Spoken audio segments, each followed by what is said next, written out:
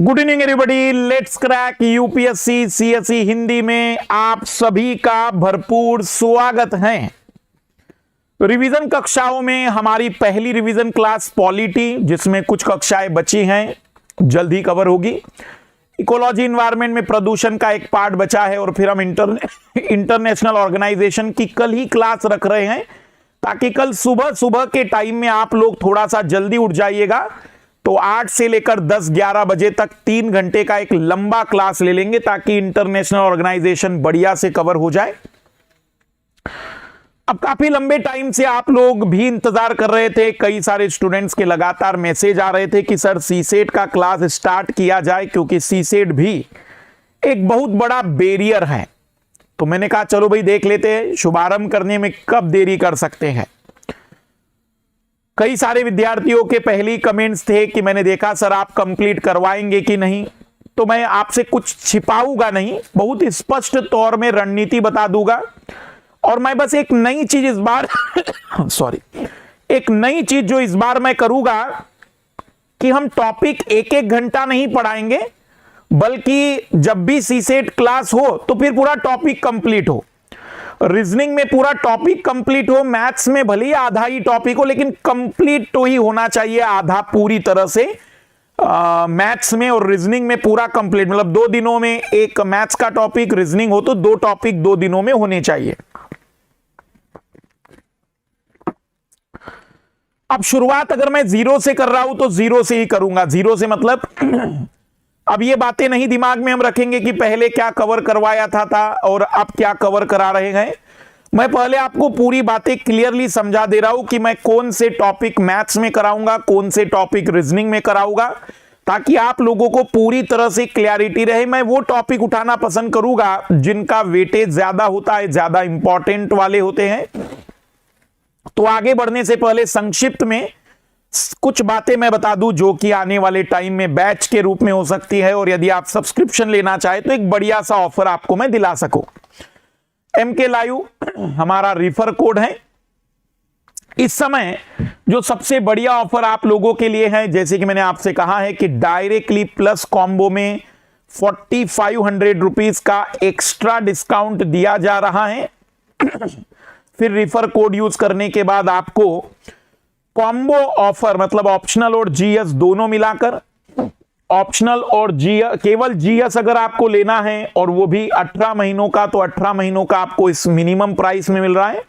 7 से 16 फरवरी ऑफर है। MK live refer code आपको यूज करना पड़ेगा इस ऑफर के लिए। और यदि आप आइकॉनिक के साथ साथ 18 महीने वाले सब्सक्रिप्शन प्लान को चुनना चाहते हैं, प्लस कॉम्बो में 18 महीने और आइकॉनिक कॉम्बो में 18 महीने, तो उस पर भी आपको 32% का सीधी खुली छूट दी जा रही है। स्कोर बूस्टर भी चल रहे हैं। सीसेट शनिवार को आप टेस्ट दे सकते हैं। और जो सबसे ज्यादा मतलब मैं कहूंगा कि जिन लोगों को लगता है कि पर्सनल कोच मिलना चाहिए, mains question answer practice, study planner, वो आइकॉनिक भी चुन सकते हैं। इस संडे 13 फरवरी को जो कॉम्बैक टेस्ट रखा गया है, कॉम्बैक टेस्ट, वो सीसेट स्पेशल है, जिसमें आप देख सकते हैं कि HP का लैपटॉप, सैमसंग मोबाइल और सैमसंग स्मार्ट वॉच। मैं इसमें आऊंगा भाई, मैं आऊंगा इस टेस्ट में। ऐसा इसलिए कहूंगा मैं, क्योंकि सोचो क्या मेहनत करनी है। 11 बजे मैं 11 से 12:40 सवाल होंगे, 1 घंटे का टाइम होगा, तो हो सकता है HP लैपटॉप कमा लेंगे 1 घंटे में, क्या दिक्कत है। मुद्राएं जैसे भी आ जाए बेटर रहेगी। हो सकता है कि लैपटॉप की जगह मोबाइल हाथ में आ जाए, कुछ तो आ ही जाएगा, क्योंकि 40 क्वेश्चन 60 मिनट, मास्टर से ज्यादा कौन बढ़िया करेगा। तो हो सकता है हमारे साथ दीजिएगा टेस्ट संडे 11 का, तो देखेंगे टेस्ट में। बाकी आप मेगा टेस्ट सीरीज जो शुरू की जा रही हैं, फ्री ऑफ कॉस्ट हैं, ये भी आप देख सकते हैं। सीसेट के लिए हमारी तरफ से सैटरडे 4 बजे रहता है। और कई सारे 16 फरवरी से नए बैच आ रहे हैं, आप इन बैच के माध्यम से भी अपने टारगेट कवर कर सकते हैं। हमारा फाउंडेशन बैच अप्रैल में आएगा। MK live refer code use करते चलिएगा जब भी अनअकैडमी पर आपको या आपके परिचय में किसी को भी सब्सक्रिप्शन लेना हो। कल 8 बजे ये क्लास रखिए ताकि इन्वायरमेंट में फिर केवल प्रदूषण की एक क्लास और ये कंप्लीट हो जाए तो लगभग इकोलॉजी इन्वायरमेंट में केवल इकोसिस्टम बचा रहेगा। वो तो मैं कभी भी, क्योंकि ट्रेडिशनल वाला है वो, ये थोड़े ज्यादा सवाल जहां से आते हैं वो चीजें कवर कर लेंगे। तो कल मैंने 2-3 घंटे की क्लास रखी है, सुबह 8 बजे से लेकर 11 बजे तक बने रहिएगा मेरे साथ। 8 से 11 कल सुबह जल्दी उठ जाइएगा प्लीज। पर्यावरण से जुड़े सभी प्रमुख संगठन और सम्मेलन इसी पर रहेगा, यूट्यूब पर। अब मैं पहले छोटी सी रणनीति बता दूं आप लोगों को, बिल्कुल जो जीरो से, आज पहली ही क्लास हम समझ रहे हैं तो पूरे जीरो से शुरुआत करेंगे और आज एक टॉपिक भी स्टार्ट करते हुए कंप्लीट करने की पूरी कोशिश करेंगे। सबसे पहले तो मैं आप लोगों को बता दूं कि ये जो सीसेट का पेपर है ये केवल प्रीलिम्स की परीक्षा में आता है। इसे पेपर सेकंड के नाम से यूपीएससी नाम देती है, पेपर सेकंड। इसमें 80 प्रश्न आते हैं, 200 मार्क्स होते हैं और आपको केवल 2 घंटे 120 मिनट का टाइम दिया जाता है। यह क्वालिफाइंग नेचर का पेपर कहलाता है। क्वालिफाइंग इसलिए कहलाता है क्योंकि 200 मार्क्स में से 66 मार्क्स कंपलसरी है। यदि आपके 66 नहीं आते, 65 आते या उससे कम आते हैं तो आप फेल डिक्लेयर हो जाएंगे, मतलब आपका फिर पहले पेपर में कुछ भी स्कोर हो वो काउंट नहीं होगा। और यदि आपके यहां 199 मार्क्स भी आए तो भी आप केवल और केवल सीसेट क्वालिफाई कर लिए गए हैं, ये पहले प्रूफ हो जाएगा। फिर आपका जीएस का पेपर का कट ऑफ देखा जाएगा। अगर जीएस के पेपर का कट ऑफ पार किया है तो आप पास माने जाएंगे। इसका मतलब यह हुआ कि इसमें ज्यादा नंबर लाने से कोई बेनिफिट तो नहीं है, लेकिन कम नंबर लाने पर आपको नुकसान होता है, इसलिए इसे क्वालिफाइंग कहते हैं। यह पेपर 2011 में इंट्रोड्यूस हुआ था, 2015 से यह क्वालिफाइंग हो गया। इसके पहले इसके मार्क्स जुड़ते थे।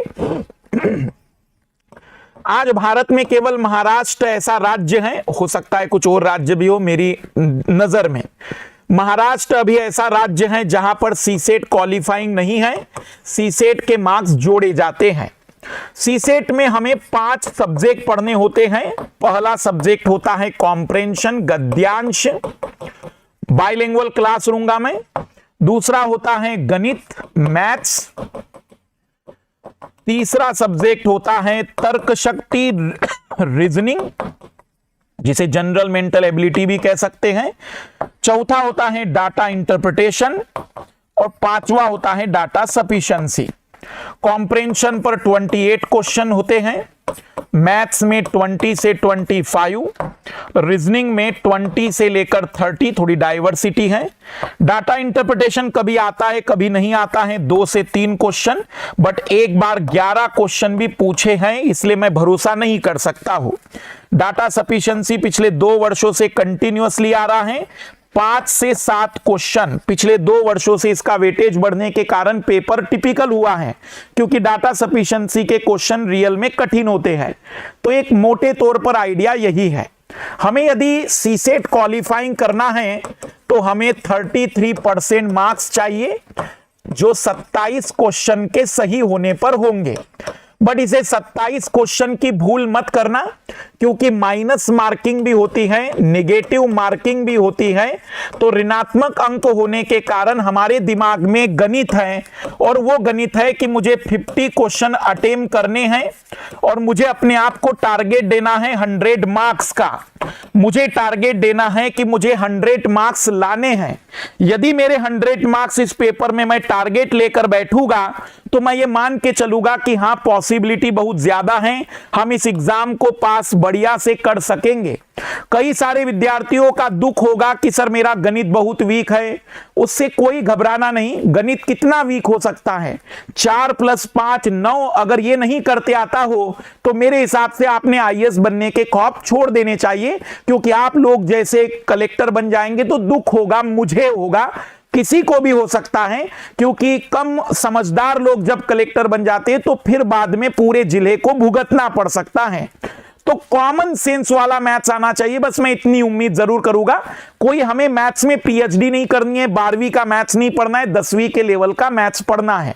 सर ठीक है, ये बात तो समझ में आ गई। आप अब जो कवर कराएंगे, नए सिरे से शुरुआत कर रहे हैं, आरंभ है, प्रचंड की बातचीत है, तो आप क्या कवर कराएंगे? मैं आप लोगों को बता दूं कि ये मेरी जो कक्षाएं होगी, मुझे नहीं पता कि सीसेट कितनी कक्षाओं में कंप्लीट होगा, लेकिन मैं आपको बस इतना क्लियरली बता दूं कि मैं क्या क्या कवर कराऊंगा।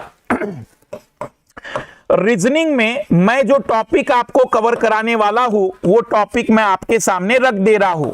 ये टॉपिक मैं रीजनिंग में कवर कराऊंगा। 6 से 7 कक्षाओं में रीजनिंग खत्म होना चाहिए। 7 या 8 कक्षाएं रहेगी, क्योंकि एक क्लास में एक टॉपिक खत्म करेंगे। इसमें मैं कवर कराऊंगा पासा, मैं कवर कराऊंगा कैलेंडर, मैं इसमें कवर कराऊंगा क्लॉक, मैं इसमें कवर कराऊंगा पजल टेस्ट, मैं इसमें कवर कराऊंगा सीटिंग अरेंजमेंट, बैठक व्यवस्था, सीटिंग अरेंजमेंट, बैठक व्यवस्था, और सबसे लास्ट में जो कि बहुत ज्यादा सवाल आजकल आने लगे हैं, हम देख लेंगे इसी में सबसे ज्यादा इंपॉर्टेंट पोर्शन माना जाता है लॉजिकल रीजनिंग का, सिलोजिज्म। सिलोजिज्म, ये 6 टॉपिक, और अगर आपकी डिमांड रही तो मैं 1-2 टॉपिक बढ़ा दूंगा। 6 से 8 टॉपिक हम इसमें कवर कराएंगे। 2 से 3 टॉपिक आप लोग कमेंट्स करके मुझे बता देना, बाद में मैं देख लूंगा उन कमेंट्स के बेसिस पर। मैथ्स में मैं जो कवर कराऊंगा, एक एक टॉपिक को 2 क्लास लगेगी, 2.5 घंटे की क्यों ना क्लास हो, लंबी कक्षाएं होगी। इसमें हम कवर कराएंगे नंबर सिस्टम, बहुत ज्यादा सवाल आने लग गए हैं। हम कवर कराएंगे परसेंट, बहुत ज्यादा सवाल आते हैं। हम इसमें कवर कराएंगे टाइम एंड डिस्टेंस, समय और दूरी का topic, permutation and combination, permutation and combination, और साथ ही साथ लास्ट में मैं इसमें कवर करा दूंगा जो एक बहुत ही सिंपल टॉपिक है, रेशो एंड प्रपोर्शन, अनुपात और समानुपात। तो संख्या पद्धति, प्रतिशत, समय और दूरी, क्रमचय और संचय, और अनुपात और समानुपात। फिर हम गद्यांश की क्लास लेंगे, कॉम्प्रेंशन की क्लास लेंगे, और गद्यांश में सबसे ज्यादा हम धारणा वाले प्रश्नों पर टारगेट करेंगे। मैं इनकी 5 कक्षाएं लूंगा, 2-2 घंटे की 5 कक्षाएं, 10 घंटे में हम पूरी तरह से कोशिश करेंगे कि धारणा तो दिमाग में आ जाए, बाकी तो निष्कर्ष और बाकी जो भी कॉम्प्रेंशन में सवाल बनते वो मैं 2 कक्षा या 1 कक्षा में ही प्रैक्टिस करा दे सकता हूं। तो गद्यांश में आपको कवर कराऊंगा। इस बार नया पोर्शन क्या होगा, तो डाटा सफिशिएंसी के क्वेश्चन मैं इस बार कवर करवाऊंगा, और डाटा इंटरप्रिटेशन, ये 2 कक्षाएं मैं इसकी लूंगा 2-2 घंटे की, और ये एक ही कक्षा रहेगी, एक ही क्लास रहेगी। तो मैं बड़े स्पष्ट शब्दों में आपको बता दूं कि ये सेगमेंट जो है ये लगभग 100 मार्क्स का है। मैं कोशिश करूंगा कि ये आपका कवर हो जाए। सर फिर आपका जो कोर्स प्लस पर है उसमें क्या बेनिफिट है और इसमें क्या नुकसान है? बस एक बड़ा बेनिफिट और एक बड़ा नुकसान मैं बता देता हूं। जब प्लस पर कोर्स होता है तो वहां शीट होगी, और शीट को प्रैक्टिस करवाई जब जाएगी तो उसके डाउट लिए जाते हैं। जब आप ऑनलाइन पढ़ाते हैं तो ऑनलाइन में ऑब्वियसली शीट लेना, उसके डाउट लेना थोड़ा कठिन काम हो जाता है। हाँ, लेकिन मैं पढ़ा ये दूंगा सारी चीजें। प्रैक्टिस के लिए आपको अपने ऊपर और अपने आसपास के लोगों से मिलकर प्रैक्टिस करनी चाहिए। मैं भले ही आपको बस प्रैक्टिस के लिए किताब बता देता हूं, प्रीवियस ईयर के क्वेश्चन वाली हमारी किताब देख लेना। मैंने एक छोटा सा पेपर साइज में भी आपको दे दिया है, 41 रुपए की चीज है वो, आप उसको भी देख सकते हैं, क्योंकि उसमें मैंने प्रीवियस ईयर के पेपर 7 साल के डाल दिए हैं। तो आप सभी लोग पहले तो फोटो खींच लीजिए कि मास्टर का दायित्व क्या है, नहीं तो बाद में आप कहेंगे कि सर आपने तो कहा था सीसेट कवर कराएंगे। भाई मैं पूरा खुलकर बताना पसंद इसलिए करता हूं ताकि आपको भी क्लैरिटी रहे और मुझे भी रहे। आपका करियर है, मेरे तो 2 घंटे हैं जिसका मैं पैसा वसूल कर लूंगा, पर आपका करियर है, ये सिलेबस रहेगा मेरी तरफ से जो मैं आपको इस पूरे सीसेट में कवर कराऊंगा। सर क्या डेली क्लास रहेगी? तो पहले तो मैं क्लियर कर दूं कि सप्ताह में 2 दिन का पूरा प्लान है मेरा। सप्ताह में हम रीजनिंग के 2 टॉपिक कवर कर देंगे पहले, तो 2 से 3 सप्ताह में रीजनिंग खत्म हो जाएगा। फिर अगले 2 सप्ताह में मैथ्स कवर होगा, क्योंकि फिर मैं क्लासेस बढ़ा दूंगा। तो इस महीने तो अभी 2 क्लासेस रहेगी सप्ताह में, फ्राइडे और सैटरडे हो सकता है, सैटरडे और संडे हो सकता है, लेकिन 2 क्लास रहेगी। मार्च से ये 4-4 क्लास हो जाएगी। टारगेट मेरा ये रहेगा कि लगभग 15 अप्रैल तक आप लोगों को सीसेट में मजबूत कर दूं, क्योंकि एक दिन में जादुई चीज नहीं है। जैसे कुछ लोग सोचते हैं सर 2-4 दिन में हो जाए, तो वो 2-4 दिन वाला जादू मैं करवाऊंगा, लास्ट में अंतिम रूप में मदद होगी, लेकिन इस समय मैं लगभग धीमे धीमे सारी चीजें कवर कराऊंगा। मेरी कक्षा को यदि आपको प्रॉपर तरीके से सीखना और मजा लेना है और सच में सीसेट में अपने आप को मजबूत करना है, तो YouTube में जब भी क्लास देखोगे तो ऐसे सोचना मैं सामने खड़ा हूं और आप लोग अपनी कॉपी में प्रॉपर तरीके से लिख रहे हैं। यदि आप प्रॉपर तरीके से लिख रहे हैं तो ये मान के चलिएगा कि मैं वादा करता हूं आपको सीसेट में मेरी गारंटी देता हूं पास करवाने की। अगर फेल हो जाए तो भी मेरा नाम बदनाम कर देना, पास हो जाए तो नाम तो कर ही सकते हो। पर मेरे साथ केवल आपको मैथ्स करना पड़ेगा। ऐसा नहीं है कि ये कोई पॉलिटी है, ये कोई ज्योग्राफी नहीं है कि मैं कहूंगा सुनते चलो। मैं कहूंगा कागज पेन अपने साथ रखना। जो विद्यार्थी बहुत गरीब हैं, जिन विद्यार्थियों के पास कागज पेन ना हो, तो बचपन में एक जिसको हम पाटी कहते थे मराठी में, जिसे स्लेट कहा जाता था, उस पर कलम से लिखते चलना और मिटाते चलना।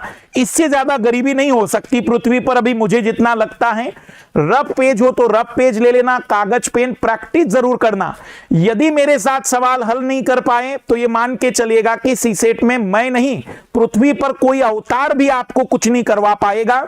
और एक चीज और गारंटेड बता देता हूं, भले आपको लगे कि मास्टर का गुरूर है, पर आप भी जानते हैं और मैं भी जानता हूं, इस सत्य से आप भी अवगत है और मैं भी अवगत हूं कि अगर मधुकर कोटवे की कक्षा में समझ में नहीं आया तो फिर नामुमकिन सी बात है कि और किसी कक्षा में समझ में आएगा, सीसेट खास करके।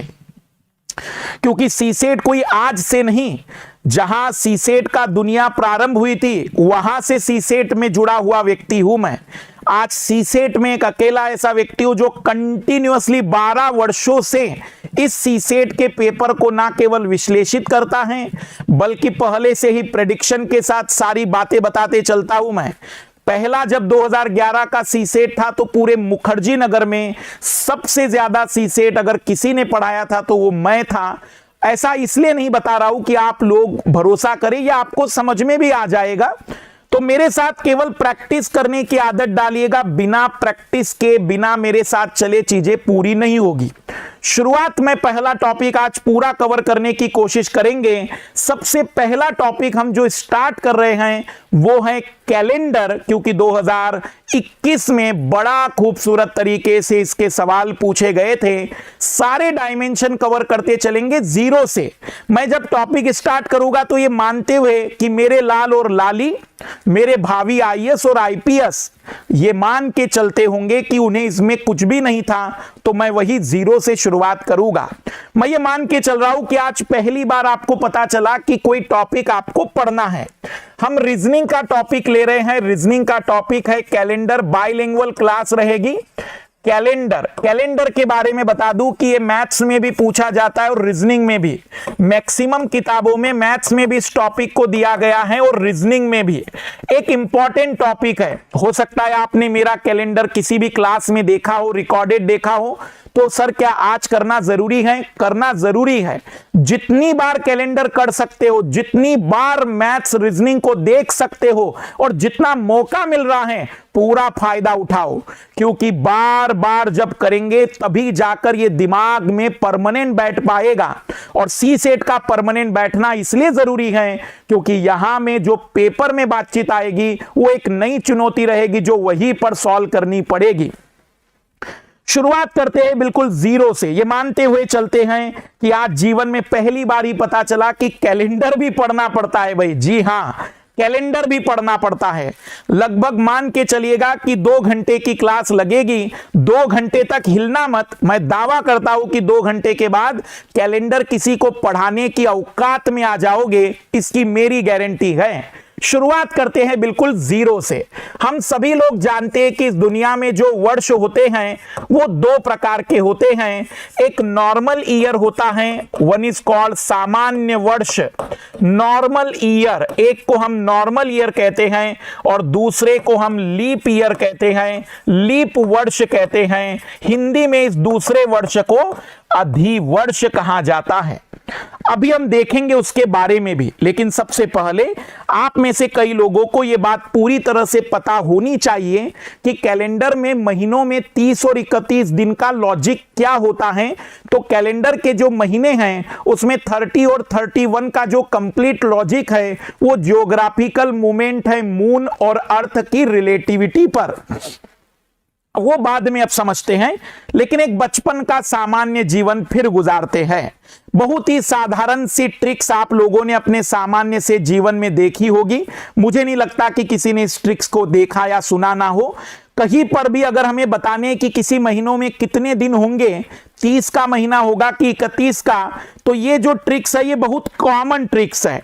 जब उभार पर हम हाथ रखेंगे तो वो 31 का महीना होगा और जब हम नीचे की ओर जाएंगे तो वो 30 का या 29 का या 28 का महीना होगा। जनरली 30 का महीना केवल फरवरी 28 का होता है।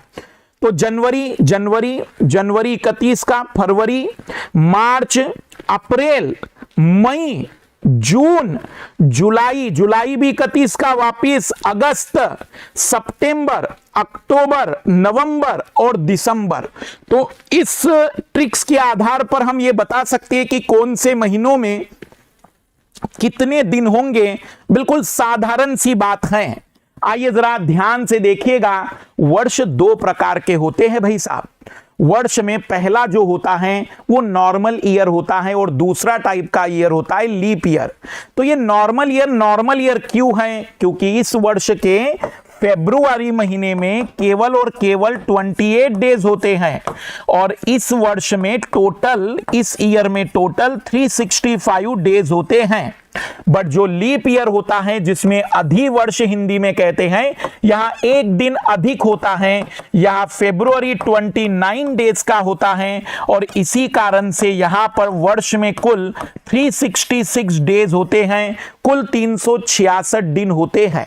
अगर हम बात करें तो नॉर्मल ईयर और लीप ईयर में सबसे बड़ा डिफरेंस फरवरी के महीनों में और कुल दिनों में आता है। नॉर्मल ईयर में फरवरी 28 दिनों की होती है, जो कि जनरली होती है, लेकिन लीप ईयर में फरवरी एक दिन बढ़ जाता है। ये फरवरी का एक दिन 4 वर्षों में बढ़ता है। ऐसा इसलिए क्योंकि जनरली हमारी जो पृथ्वी है वो सूर्य की परिक्रमा सन के चारों ओर 365 डेज 6 आवर में अपना एक राउंड कंप्लीट करती है। तो चौथे वर्ष वहां एक दिन जुड़ जाता है और वह फरवरी में 28 से 29 हो जाता है। ठीक है, पहली बात तो क्लियर हो गई कि लीप ईयर उसे कहते हैं जिसकी फरवरी में 29 डेज होते हैं और नॉर्मल ईयर उसे कहते हैं जिसकी फरवरी में 28 डेज होते हैं। बट सवाल यह है कि सर कौन सा ईयर लीप ईयर होगा और कौन सा ईयर नॉर्मल ईयर होगा?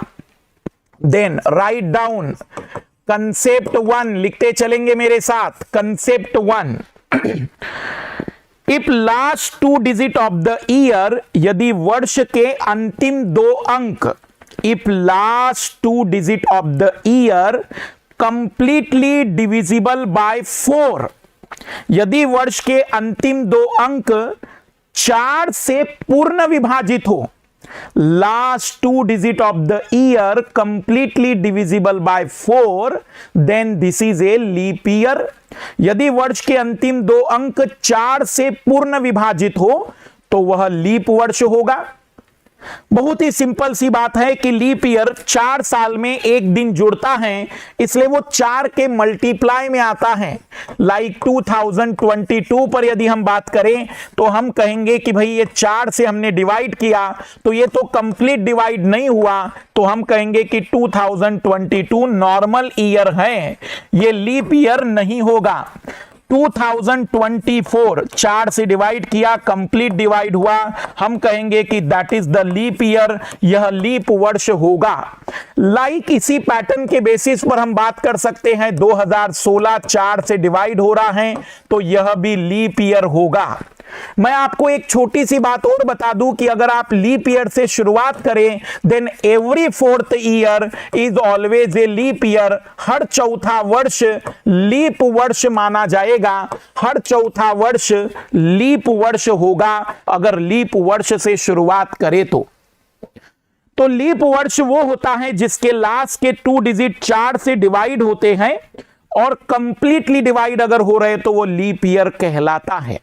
बट अभी एक और इंटरेस्टिंग फैक्ट छिपा है इसमें, अब जरा ध्यान से सुनना, अब जीवन का आनंद आएगा।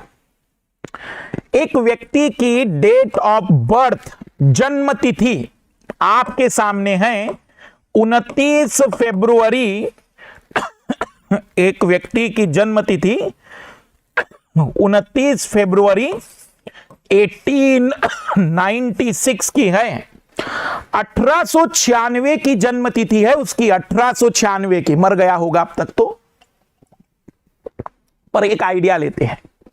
29 फरवरी, जिनकी भी विचारों की जन्म तिथि 29 फरवरी की होती होगी, सोचिए कि वो अपने बर्थडे कितने सेलिब्रेट कर पाते होंगे। बहुत ही कम बर्थडे वो सेलिब्रेट कर पाते होंगे। आपसे पूछा गया है कि he celebrate his next birthday on which year, ये अपना जन्म दिवस अगले वर्ष, अगली बार कौन से वर्ष मनाएगा। 1897, 1900, 1904 और वर्ष 2000 में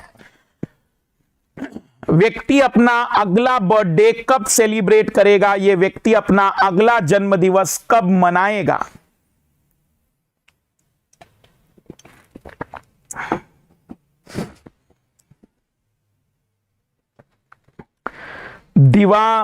दीविका पेटकर 2004 कह रही है, लाली 2004 में तो उस बिचारे को 108 साल हो चुके होंगे, शायद उसका पुनर्जन्म भी हो चुका होगा।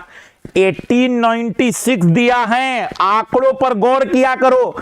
1896 पढ़ाते पढ़ाते चाय और खाना मत रखा करो, फोकस करना है इस पर, नहीं तो लगे हुए हैं कि चाय की चुस्कियां भी ले रहे हैं। लाली 1896 है वो, 1896 है वो।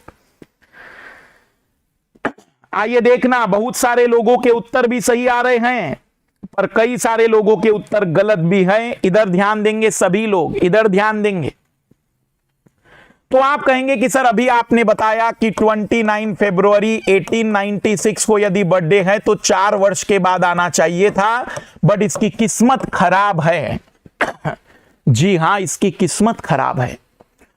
4 वर्ष के बाद 4 वर्ष के बाद जो वर्ष आया, जो ईयर आया, that is not a only year, ये केवल वर्ष नहीं है, that is the century year.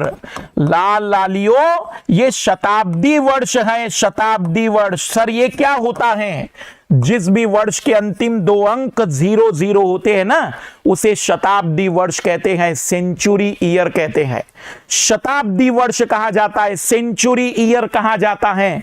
और सेंचुरी ईयर में लास्ट में 2 डिजिट 0 है तो वहां 4 का नियम नहीं लगता, 4 का रूल नहीं लगता मेरे लाल लालियों, वहां रूल लगता है 400 का।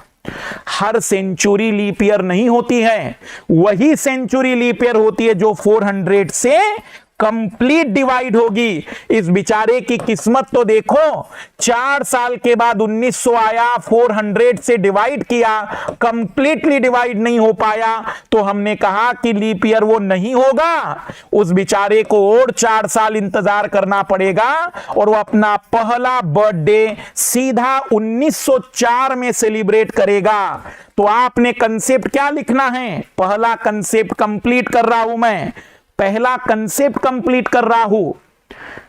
यदि वर्ष के अंतिम 2 अंक 4 से पूर्ण विभाजित हो तो वह लीप वर्ष होता है, लेकिन शताब्दी वर्ष में वह 400 से पूर्ण विभाजित होना चाहिए।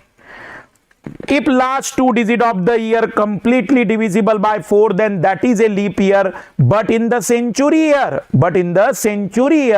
which is completely divisible by 400, that times it is a leap year. शताब्दी वर्ष में वो 400 से डिवाइड होना चाहिए था, 400 से डिवाइड होना चाहिए था वह, और इसलिए इस व्यक्ति का सीधा पहला बर्थडे 1904 में आएगा। मेरी कक्षाओं को इस समय लेने वाला वह विद्यार्थी जो 2000 से पहले जन्म लिया हो या 1999 में जन्म लिया हो, उसने अपनी जिंदगी में एक ऐसी सेंचुरी देखी है जो सेंचुरी होने के साथ साथ लीप ईयर भी थी। अगली बार आपको इस पृथ्वी पर सेंचुरी भी देखनी हो और वह लीप ईयर भी हो तो 400 साल जिंदा रहना पड़ेगा। हम कहेंगे कि वह 2400 में ऐसा हो पाएगा। बड़ा अद्भुत सा खेल है लीप ईयर का। नॉर्मली तो 4 से डिवाइड होने पर लीप ईयर बन जाता है, बट सेंचुरी के केस में वह 400 से डिवाइड होने पर लीप ईयर बन पाता है। पहला कंसेप्ट यदि अब आपको समझ में आ गया हो, पहली बात यदि समझ में आ गई हो, तो मेरा पहला सवाल पहले कंसेप्ट पर है। Find out the number of leap year. कुल कितने लीप वर्ष हैं? 1300, 1500, 1600, 1700, 1800, 2000, 1964, 1976, 1986, 2014, 2038। आपको बताना है नंबर ऑफ लीप ईयर, कितने लीप ईयर होंगे, कितने लीप ईयर होंगे इन दिए गए वर्षों में। Tell me number of leap year, कितने लीप वर्ष होंगे, कितने लीप वर्ष इस दिए गए डाटा में नंबर ऑफ लीप ईयर बताने हैं। While you know last 2 digit of the year divide by 4 और in the century year divide by 400। या तो वर्ष के अंतिम 2 अंक 4 से डिवाइड हो या शताब्दी वाले ईयर में वो 400 से कंप्लीटली डिवाइड होना चाहिए सेंचुरी वाला। कितने लीप ईयर होंगे, कितने लीप ईयर होंगे? थोड़ा सोच समझकर, ऐसे थोड़ा बुरा लगेगा, मूर्खों जैसे उत्तर मत दीजिए, जल्दबाजी ना करिए। सिखा रहा हूं ना मैं खड़ा हूं आपके लिए, तो आप भी थोड़ा सा ईमानदारी से सॉल्व करिए। कुछ लोग 5, कुछ लोग 3, प्लीज ऐसे मत करिए। चेक करिए, बकायदा प्रैक्टिस करते चलिए मेरे साथ। आपको घर पर कुछ प्रैक्टिस करने की जरूरत नहीं पड़ेगी, इस पर ध्यान देते चलिएगा। सबसे पहला सेंचुरी ईयर है। सेंचुरी ईयर में 4 का नियम नहीं, 400 का नियम लगेगा। ये 400 से डिवाइड नहीं होगा, क्योंकि ये 4 2 0 तो कैंसिल हो गए, लेकिन ये डिवाइड नहीं होगा। ये भी 400 से डिवाइड नहीं हो पाएगा। जी महोदय, ये 400 से पूरा डिवाइड होगा 4 टाइम, तो ये पहला लीप ईयर होगा। ये 400 से डिवाइड नहीं होगा। This one also not divide by 400 completely नहीं डिवाइड हो रहा है, ये भी लीप ईयर नहीं होगा। ये 400 से डिवाइड हो रहा है, ये लीप ईयर होगा। 1964 यहां पर 4 का रूल लगेगा और ये भी लीप ईयर माना जाएगा। यहां 4 का रूल लगेगा, ये भी लीप ईयर माना जाएगा। कंप्लीटली डिवाइड हो रहा है। This number is not divisible by 4, not divisible by 4, not divisible by 4। नीचे वालों को 4 से डिवाइड चेक करेंगे, ऊपर वालों को 400 से, क्योंकि वो सेंचुरी है। और हम आंसर लगाएंगे कि दिए गए डाटा में टोटल 4 लीप ईयर होंगे, कुल 4 लीप वर्ष होंगे। कुल 4 लीप वर्ष होंगे। तो मैंने अभी तक आपको केवल पहला कंसेप्ट सिखाया है कि लीप ईयर वो होता है जिसकी फरवरी में 29 डेज होते हैं, या फिर लीप ईयर की अगर हम बात करें तो 2 तरीके से इसको आइडेंटिफाई कर सकते हैं। नॉर्मली 4 से डिवाइड होनी चाहिए, या फिर सेंचुरी ईयर होगा तो 400 से। अब क्योंकि मुझसे पढ़ रहे तो कुछ एक्स्ट्रा चीजें तो बताना ही पड़ेगी। सबसे पहली और इंपॉर्टेंट बातें, क्यों लीप ईयर में फरवरी 29 डेज का होता है? क्यों फरवरी ही 29 डेज का होता है? क्यों फरवरी में 28 और 29 डेज होते हैं और बाकी महीनों में 30 और 31 होते हैं? क्यों फरवरी पर इतना अन्याय है? तो रियलिटी में जब इस दुनिया में कैलेंडर पहली बार बना था ना लाल लालियो, तो पहला महीना मार्च का था और आखिरी का महीना 10वां महीना दिसंबर का था। 10वां महीना, लंबे समय तक हम 10 महीनों का कैलेंडर चलाते रहे इस पृथ्वी पर, 10 लंबे समय तक। मार्च का महीना, प्रमाण क्या है सर आपके पास? आपको कैसे पता? हमारे यहां पर आज भी नया साल मार्च में मनाया जाता है, क्योंकि उस जमाने में जैसे आज अमेरिका और चाइना का डोमिनेंस है, एक जमाने में भारत का भी डोमिनेंस होता था, पूरी दुनिया हमारे साथ नया साल मनाती थी। दूसरा प्रमाण, थोड़ा केमिस्ट्री पढ़कर आए होंगे, तो सेप्टा वर्ड 7 के लिए होता है, ऑक्टा वर्ड 8 के लिए होता है, नैनो वर्ड 9 के लिए होता है और डेका वर्ड 10 के लिए होता था। बट आज ये 9वां, 10वां, 11वां और 12वां महीना हो गया है। तो काफी लंबे समय तक कैलेंडर 10 महीनों का रहा। लगभग 700वीं शताब्दी के आसपास कैलेंडरों में बदलाव हुए और 59 डेज जोड़े गए। 59 डेज जोड़े गए। 11 नंबर का महीना बना जनवरी और 12 नंबर का महीना बना फरवरी। तो मेरे लाल लालियों, ये जो फरवरी तुम्हें आज दिख रहा है ना दूसरे नंबर पर, ये नहीं सेकंड महीना नहीं है, this is the last month of the year. और ऑब्वियसली कोई भी गणितज्ञ हो, कोई भी चीज एक्स्ट्रा होगी तो लास्ट में ही जोड़ेंगे ना। एक्स्ट्रा 4 सालों में जो एक दिन बन रहा है तो वो एक्स्ट्रा इसी में जोड़ा जाता था। बट कैलेंडर फिर चेंज हुए। इन ग्रेगोरियन कैलेंडर के निर्माताओं को लगा कि उनका पूरा मैथमेटिक्स सेट होगा अगर वो लास्ट के इन 2 महीनों को आगे लिख दे। और लगभग 1314वीं शताब्दी में कैलेंडर फाइनली नए मॉडर्न फॉर्म में आया और जनवरी बन गया फर्स्ट मंथ, फरवरी बन गया सेकंड मंथ और मार्च बन गया थर्ड मंथ।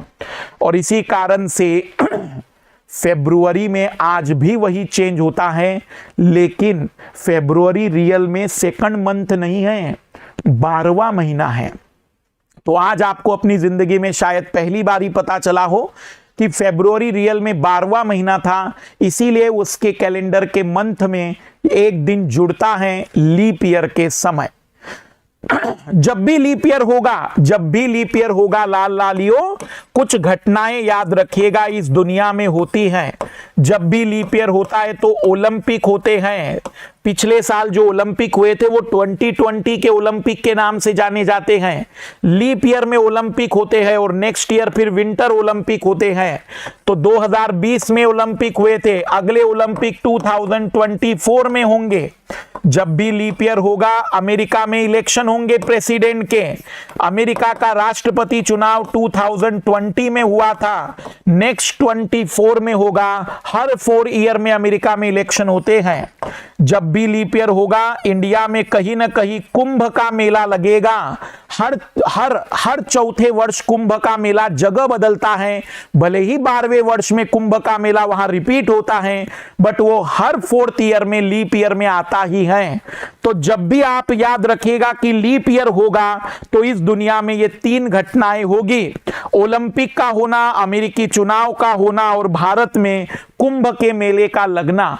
अगला कुंभ 2024 का कहां है मेरे लाल लालियों? कहां पर होने वाला है कुंभ का मेला? तो 12 साल पहले, या मैं कहूंगा कि आज से 10 साल पहले यूपी में हुआ था। यूपी का ही कुंभ महाकुंभ कहलाता है। 2024 में होने वाला कुंभ का मेला महाकुंभ होगा। 2024 का कुंभ का मेला होगा। अब बातों को आगे बढ़ाते हैं। पहला कंसेप्ट पूरी तरह से क्लियर है। कैलेंडर के दूसरे कंसेप्ट में एंट्री कर रहा हूं अब मैं। Now write down the concept 2 and write down the name of concept 2 is odd days. विषम दिन। विषम दिन क्या होता है? Odd days. विषम दिन क्या होते हैं पहले लिखिएगा। Such days which are not make a whole week. ऐसे दिन जो अपना पूरा सप्ताह नहीं बना पाते हैं। Such days which are not make a whole week. ऐसे दिन जो अपना पूरा सप्ताह नहीं बना पाते विषम दिन कहलाते हैं। Those days which are not make a whole week. Obviously हमारी पृथ्वी पर, हमारी अर्थ पर सप्ताह 7 दिनों का होता है। तो इसका मतलब क्या हुआ? इसका मतलब यह हुआ कि ऐसे दिन जो 7 से डिवाइड करने पर शेषफल दिखाते हैं, 7 से विभाजित करने पर जो भी रिमाइंडर आएगा, जो भी शेषफल आएगा, उसी को ऑड डे कह देना। ऑड डेज का मतलब ये है जो अपना कंप्लीट वीक नहीं बनाएंगे। ऑब्वियसली जो 7 से डिवाइड करने पर रिमाइंडर आ जाता है, उसी को हम ऑड डेज कहते हैं। तो ऑड डेज क्या है? विषम दिन क्या है? ऐसे दिन जो अपना पूरा सप्ताह नहीं बना पाएंगे, कंप्लीट वीक नहीं बना पाएंगे, उन्हें कहा जाएगा ऑड डेज, विषम दिन। यहां पॉइंट पर गौर करेंगे सभी लोग। पृथ्वी पर, अर्थ पर सप्ताह 7 दिनों का है, तो 7 दिनों से डिवाइड किया। एग्जामिनर ने बदमाशी करते हुए सवाल बना देना। हमने एक नया प्लैनेट डिस्कवर किया, हमने एक नया ग्रह खोजा, वहां के लोग सप्ताह 11 दिन का बनाते हैं, 11 दिनों का वहां वीक फॉर्म होता हो, और वहां 700 डेज ईयर में हो, तो कितने ऑड डेज होंगे? तो आपको 11 से डिवाइड करना पड़ेगा 700 को, क्योंकि कंसेप्ट से हटना मत। कंसेप्ट क्या कहता है? Such days which are not make a whole week. ऐसे दिन जो अपना पूरा सप्ताह नहीं बना पाते, ऑड डेज कहलाते हैं, विषम दिन कहलाते हैं, ऑड डेज के नाम से जाने जाते हैं। तो वहां अगर 11 दिनों का सप्ताह है तो 11 से डिवाइड करना। अगर एग्जामिनर बदमाशी करते हुए तुम्हें कहे कि हमने एक नया ग्रह खोजा, बाकी जनरली हमारे पृथ्वी पर ऑड डेज का मतलब होगा 7 से डिवाइड करने पर कितना रिमाइंडर आ रहा है। जैसे आपसे कोई पूछे कि आपके पास 15 दिन है, तो कितने ऑड डेज हैं? 7 से डिवाइड करके देखा तो आपने कहा सर एक ऑड डेज आएगा, क्योंकि एक रिमाइंडर आ रहा है। आपसे कोई पूछे कि 100 डेज में कितने ऑड डेज होंगे, तो 7 से डिवाइड कर देना। 7 से डिवाइड करोगे तो ऑड डेज आपके सामने आ जाएंगे 2। कोई आपसे पूछे कि नॉर्मल ईयर में कितने ऑड डेज होते हैं, तो नॉर्मल ईयर में 365 डेज होते हैं। 7 से यदि मैं डिवाइड कर दूं तो 7 से डिवाइड करने पर ऑड डे आएगा 1। रटा होना चाहिए मेरे प्यारे लाल लालियो, रटा होना चाहिए, रटा होना चाहिए। इन द नॉर्मल ईयर, सामान्य वर्ष में विषम दिनों की संख्या 52 सप्ताह होने के बाद, 52 सप्ताह होने के बाद ऑड डेज 1 आ जाता है। नोट दिस पॉइंट, इसे याद करिए। इन the normal year number of odd day is 1। 52 सप्ताह बनने के बाद एक दिन बच जाता है। इसका इंपॉर्टेंस बहुत है, हम देखेंगे आने वाले टाइम में अभी कि क्या इंपॉर्टेंस है इसका। नॉर्मल ईयर में, सामान्य वर्ष में ऑड डे 1 होते हैं। So tell me in the leap year number of odd days, बताइए लीप वर्ष में कितने ऑड डेज होंगे? लीप वर्ष में कितने विषम दिन होंगे? Number of odd days in the leap year, leap वर्ष में विषम दिनों की संख्या बतानी है। Number of leap year in the odd, number of odd days in the leap year, बहुत ही बढ़िया।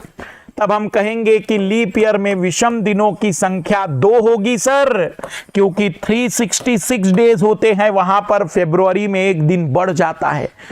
नोट दिस पॉइंट, रटा होना चाहिए ये पॉइंट। लीप ईयर में, लीप वर्ष में विषम दिनों की संख्या 2 होगी। लीप ईयर में विषम दिनों की संख्या 2 होगी। कंसेप्ट रिपीट कर रहा हूं। पहला कंसेप्ट, लीप ईयर वो होते हैं जिसके लास्ट के 2 डिजिट 4 से डिवाइड हो। सेंचुरी ईयर में 400 से डिवाइड होने चाहिए। लीप ईयर में फरवरी 29 डेज की होती है। Second concept, second concept, odd days जो अपना पूरा वीक नहीं बना पाते, such days which are not make a whole week. 7 से डिवाइड करने पर जो रिमाइंडर आ जाए उसे ऑड डेज कहा जाता है। नॉर्मल ईयर में नंबर ऑफ ऑड डेज 1 होते हैं, while in the leap year number of odd days 2। यदि आपको मेरी बात समझ में आ गई है तो मुझे बताइए, in the August month number of odd days, अगस्त महीने में कितने ऑड डेज होंगे? Tell me number of odd days in the August month. अगस्त के महीने में कितने विषम दिन होंगे? Yes, tell me the answer, number of odd day in August month.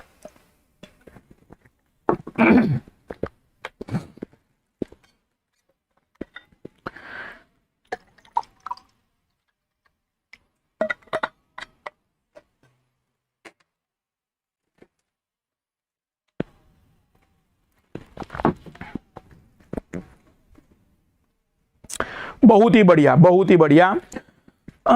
Obviously अगस्त के महीने में 31 डेज होते हैं। 7 से डिवाइड किया, 7 से डिवाइड किया तो आपने कहा कि ऑड डेज 3 आ जाएंगे। हम आंसर चुन लेंगे कि अगस्त के महीनों में 3 ऑड डेज होते हैं। हमारा दूसरा कंसेप्ट पूरा क्लियर हो गया है।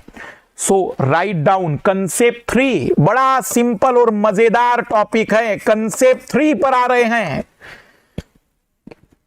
तीसरा concept, note down this concept, it is very important concept in the calendar. In the calendar और in the normal year 1 January and 31 December both have same days. सामान्य वर्ष में 1 जनवरी और 31 दिसंबर का दिन हमेशा समान होता है। ये फैक्ट है। आप कोई भी नॉर्मल ईयर चेक कर लो, अपने मोबाइल में चेक कर सकते हो। नॉर्मल ईयर में 1 जनवरी एंड 31 दिसंबर का दिन हमेशा सेम होता है। सामान्य वर्ष में 1 जनवरी और 31 दिसंबर का दिन हमेशा समान होता है। In the normal year, 1 January and 31 December always have same days। समान दिन होता है लालियो, समान दिन होता है। 1 जनवरी और 31 दिसंबर। सर इसका मतलब क्या है? अगर कोई कहे कि 1 जनवरी 2022 को इस बार सैटरडे था तो हम ये कह सकते हैं। अगर सैटरडे था तो मुझे नहीं पता, मैं मान रहा हूं, तो मैं ये दावे के साथ कह सकता हूं कि 31 दिसंबर 2022 को भी सैटरडे होगा। मतलब जो नया साल आएगा फिर वह संडे के दिन आएगा। मुझे नहीं पता कि 1 जनवरी 2022 को क्या था, बट मैं एक एग्जाम्पल दे रहा हूं। मैं एक बार फिर समझा रहा हूं कि कोई मुझसे कहे कि 1 जनवरी 2014 को मंडे था, तो मैंने कहा भाई 2014 नॉर्मल ईयर है, सो ऑब्वियसली 31 दिसंबर की तो मैं गारंटी लेता हूं कि उस दिन मंडे होगा। अब अगर नया साल कोई पूछ लेता कि 2015 में कब आएगा, तो मैं आपसे कह सकता हूं कि वो ट्यूसडे के दिन आएगा, मंगलवार के दिन आएगा। हम कहेंगे कि नया साल ट्यूसडे को आएगा, मंगलवार को आएगा। तो जरा लॉजिकल चलते, थोड़ा सा लॉजिकल चलते हैं। नॉर्मल ईयर में तो 1 जनवरी और 31 दिसंबर सेम थे। लीप ईयर में क्या होगा भाई? लीप ईयर में क्या होगा? 1 जनवरी और 31 दिसंबर का लॉजिक क्या लगेगा लीप ईयर में? टेल मी, लीप ईयर में क्या होगा?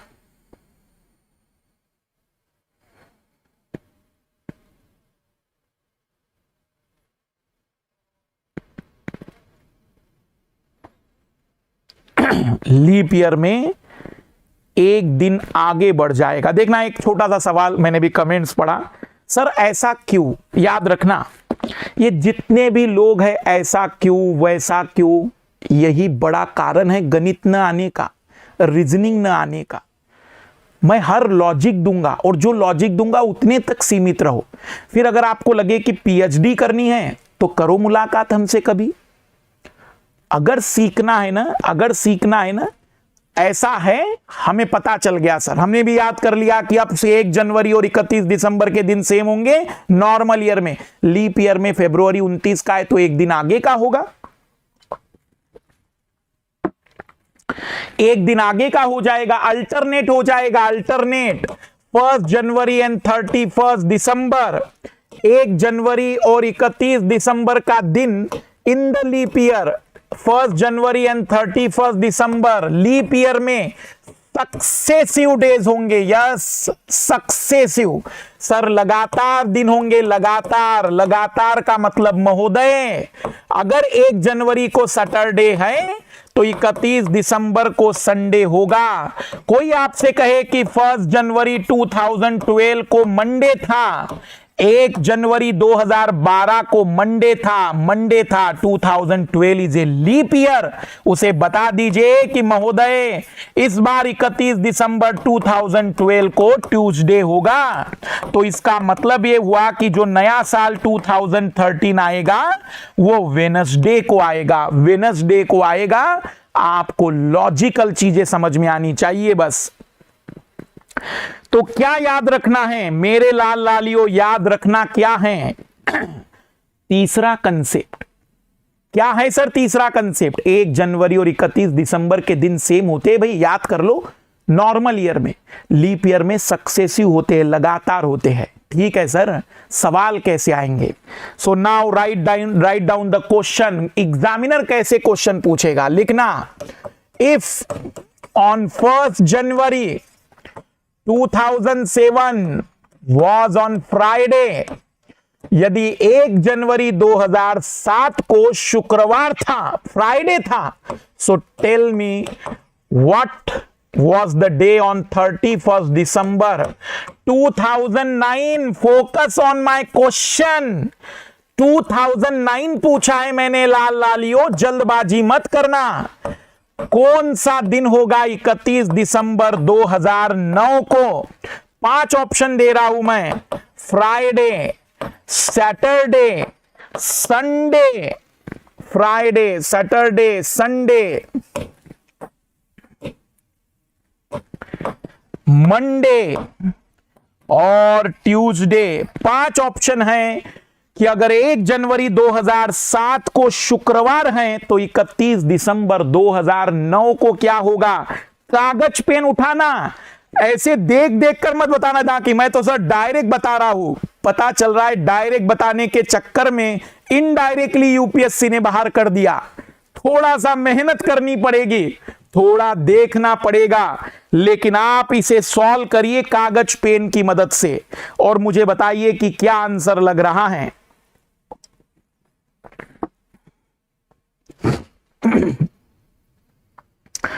कुछ लोग संडे मंडे तक चले गए हैं, बहुत बढ़िया। कुछ लोग संडे मंडे ट्यूसडे पर चले गए हैं। आइए ध्यान से देखना, सीखने पर गौर करिए। मजेदार होता है रीजनिंग मैथ्स, आपके अंदर बस सीखने की ललक होनी चाहिए। मैं एक छोटी सी बात आपको बता दूं, आपको मैथ्स क्यों सीखना चाहिए? ताकि आप लिबरल बन सके। मैथ्स आपको इसलिए सीखना चाहिए ताकि आप अपने मस्तिष्क को मजबूर कर सके परिस्थितियों के बदलने पर निर्णय बदलने के लिए, क्योंकि मैथ्स ही वो सब्जेक्ट है जो सिचुएशन के अकॉर्डिंग बदलने की बात करता है। इधर गौर करेंगे सभी लाल लाली, सॉल्व करके दिखा रहा हूं मैं। 1 जनवरी 2007 ये नॉर्मल ईयर है मेरे लाल लालियों, नॉर्मल ईयर है, this is the normal year. तो फिर 31 दिसंबर 2007 की गारंटी है कि फ्राइडे ही होगा, बट वो 2007 है, हमसे तो ये गरीब 9 पूछ रहा है। दैट मीन अब नया साल आएगा 1 जनवरी 2008 और सैटरडे शनिवार होगा, पर वो 2008 लीप ईयर है मेरे प्यारे लाल लालियों, तो वह हो जाएगा संडे। और फिर नया साल आएगा भावी आईएएस आईपीएस, तो वह हो जाएगा मंडे। और क्योंकि 2009 नॉर्मल ईयर है तो 31 दिसंबर 2009 को मंडे ही होगा। फाइनल आंसर जिन लोगों ने मंडे लिखा था बिल्कुल सही जा रहे थे। हमें इस पैटर्न में क्वेश्चन हल करते आने चाहिए, इस पैटर्न में क्वेश्चन सॉल्व करते आने चाहिए। रिपीट कर रहा हूं मैं तीनों कंसेप्ट, फिर चौथे की एंट्री करेंगे हम। लीप ईयर उसे कहते हैं जिसके लास्ट के 2 डिजिट 4 से डिवाइड होंगे, 4 से डिवाइड होंगे, but in the century year शताब्दी वर्ष में 400 से। सेकंड, 7 से डिवाइड करने पर जो रिमाइंडर आ जाए वो ऑड डेज होता है, जो अपना वीक नहीं बना पाता that is odd days. Third concept, 1 January and 31 December in the normal year always have the same days. Normal year में 1 जनवरी और 31 दिसंबर को सेम डेज होते हैं, but in the leap year, leap वर्ष में 1 जनवरी एंड 31 दिसंबर को सक्सेसिव डेज होते हैं, लगातार दिन होते हैं। एक बार तीनों कंसेप्ट क्लियर हुए हो तो थंब दिखा देना कि सर तीनों कंसेप्ट क्लियर हैं। कोई भी पूछे तो मैं उसको अभी समझा सकता हूं, और लाइक भी कर देना फिर अगर तीनों कंसेप्ट समझा दिए मास्टर ने तो। आइए फोर्थ कंसेप्ट पर, कंसेप्ट नंबर 4, कंसेप्ट 4 आज की डेट पर आते हैं, आज की तारीख पर आते हैं। आज की तारीख है 11 फरवरी 2022 और आज है शुक्रवार, फ्राइडे।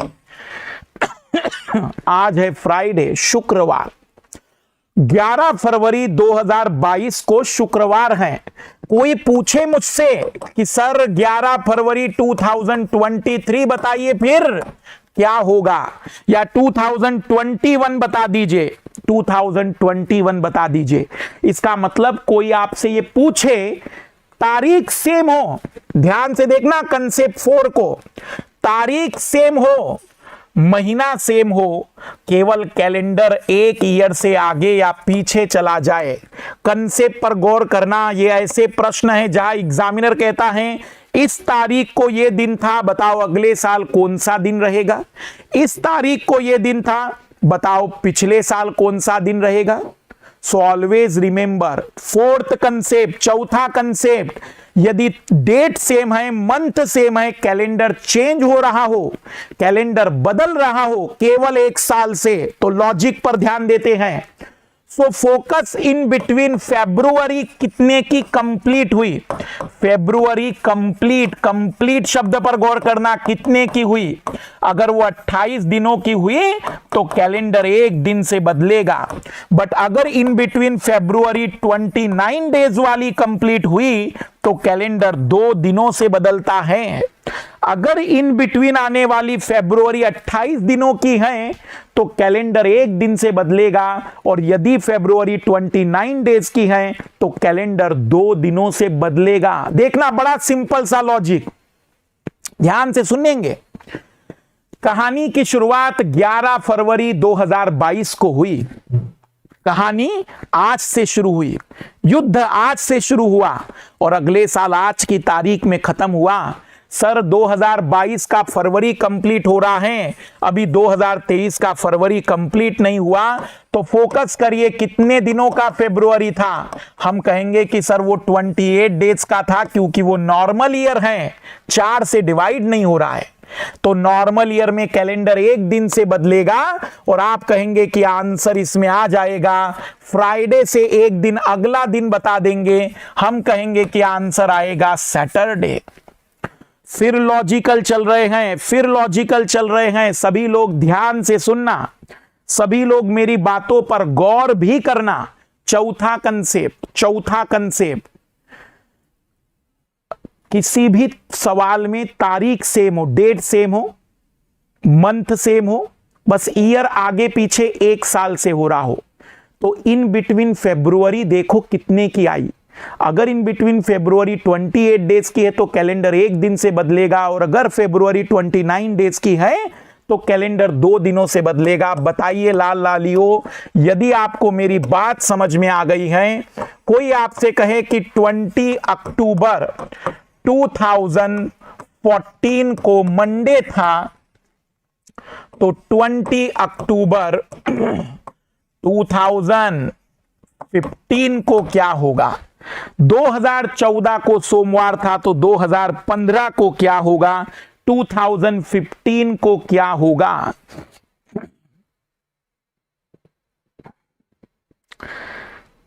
बताइए आंसर क्या लग रहा है।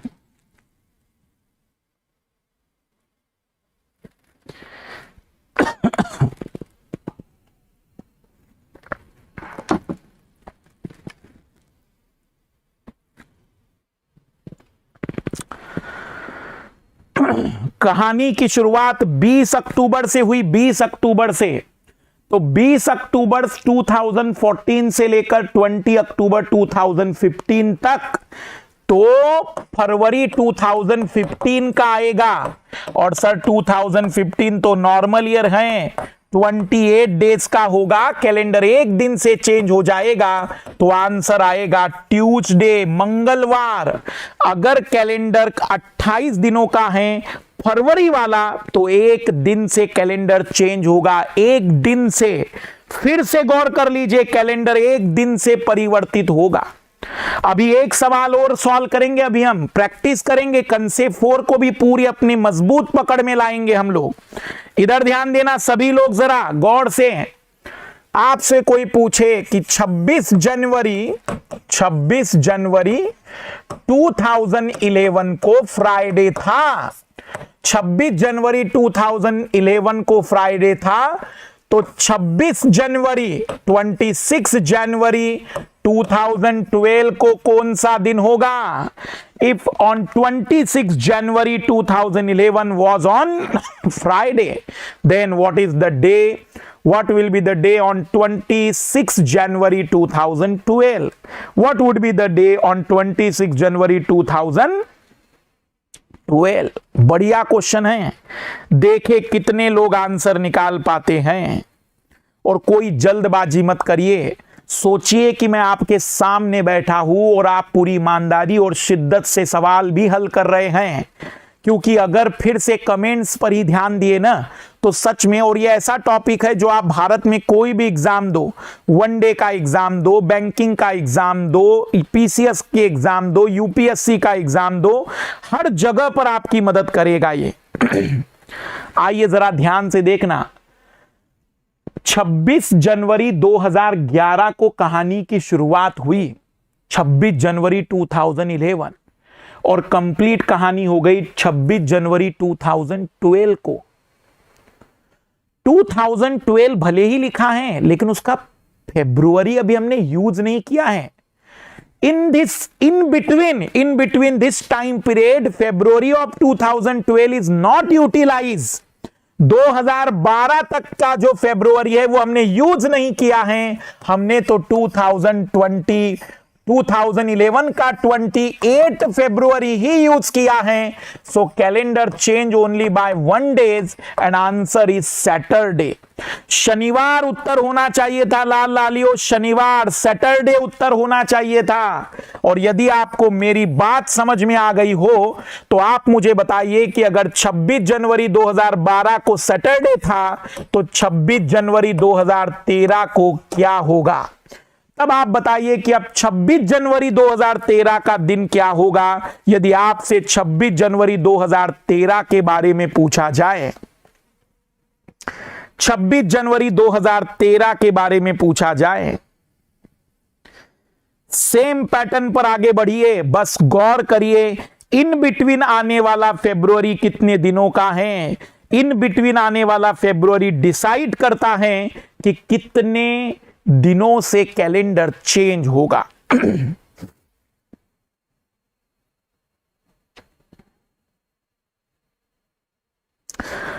तो अब आप लोग डायरेक्ट कहेंगे कि सर कहानी की शुरुआत कहां से हुई?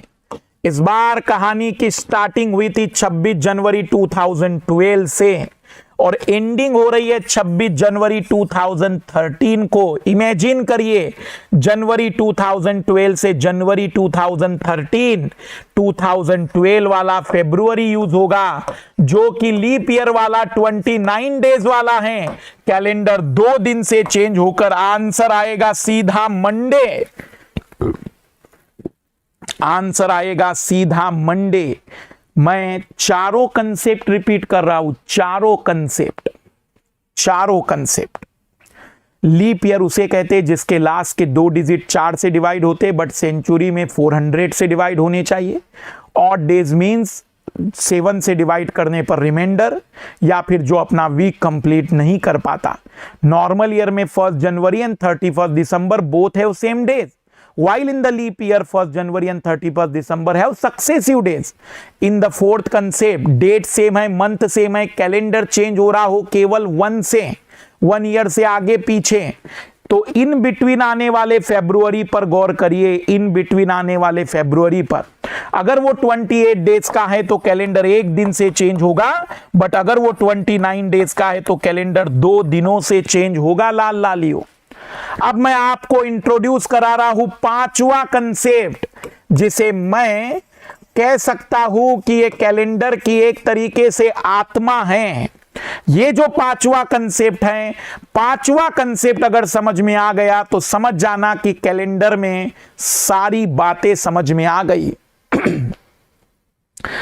अब मैं आपको कैलेंडर की आत्मा से मुलाकात करा रहा हूं, और कैलेंडर का ये बड़ा फेमस सवाल, जैसे कि 2021 में 2021 में यूपीएससी ने कंसेप्ट 5 से ही सवाल पूछा था, और बड़ा सिंपल सवाल पूछा था। आइए देखना कंसेप्ट 5, कंसेप्ट 5 में क्वेश्चन क्या बनता है। एग्जामिनर किसी पर्टिकुलर तारीख का दिन पूछ लेता है। एग्जामिनर कहता है कि बताइए 5 जून 1960 को कौन सा दिन रहा होगा। बताइए कि 5 जून 1960 का दिन क्या होगा। तो किसी भी तारीख का दिन बताना ये तो अद्भुत सी बात हो गई। कोई भी तारीख पूछी जाए हम उसका दिन बता सके। तो किसी भी डेट का डे डिटरमाइन करना, इसके लिए 2 तरीके हैं। एक किताबी तरीका है जिसमें किसी भी प्रकार के कोड की जरूरत नहीं पड़ती। तो यदि आप कभी YouTube पर सर्च करेंगे तो कई मास्टर लोग आपके थंबनेल में दिखाएंगे बिना कोड के जाने कैसे निकालते हैं किसी तारीख का दिन।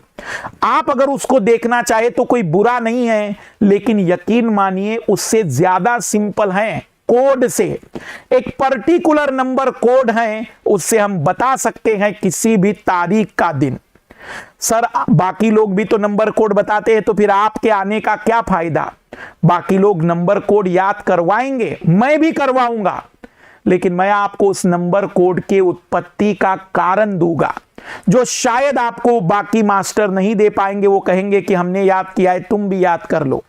तो मैं आज आपको ये राज भी बताऊंगा कि वो नंबर कोड मैंने बनाया कैसे होगा, वो नंबर कोड का लॉजिक क्या होगा। ध्यान से देखेंगे सभी लोग, ध्यान से देखेंगे। हमारा टारगेट है 5 जून 1960। 10 मिनट तक प्लीज, हाथ जोड़कर विनती है, 10 मिनट तक कोई कमेंट्स मत करिए, केवल मेरी इन बातों पर फोकस करिए।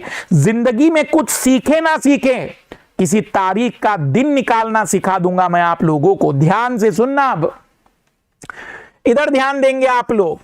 हम जानते हैं कि वर्ष 2 प्रकार के होते हैं। One is called normal year, एक को कहते हैं सामान्य वर्ष, और एक को कहते हैं लीप ईयर।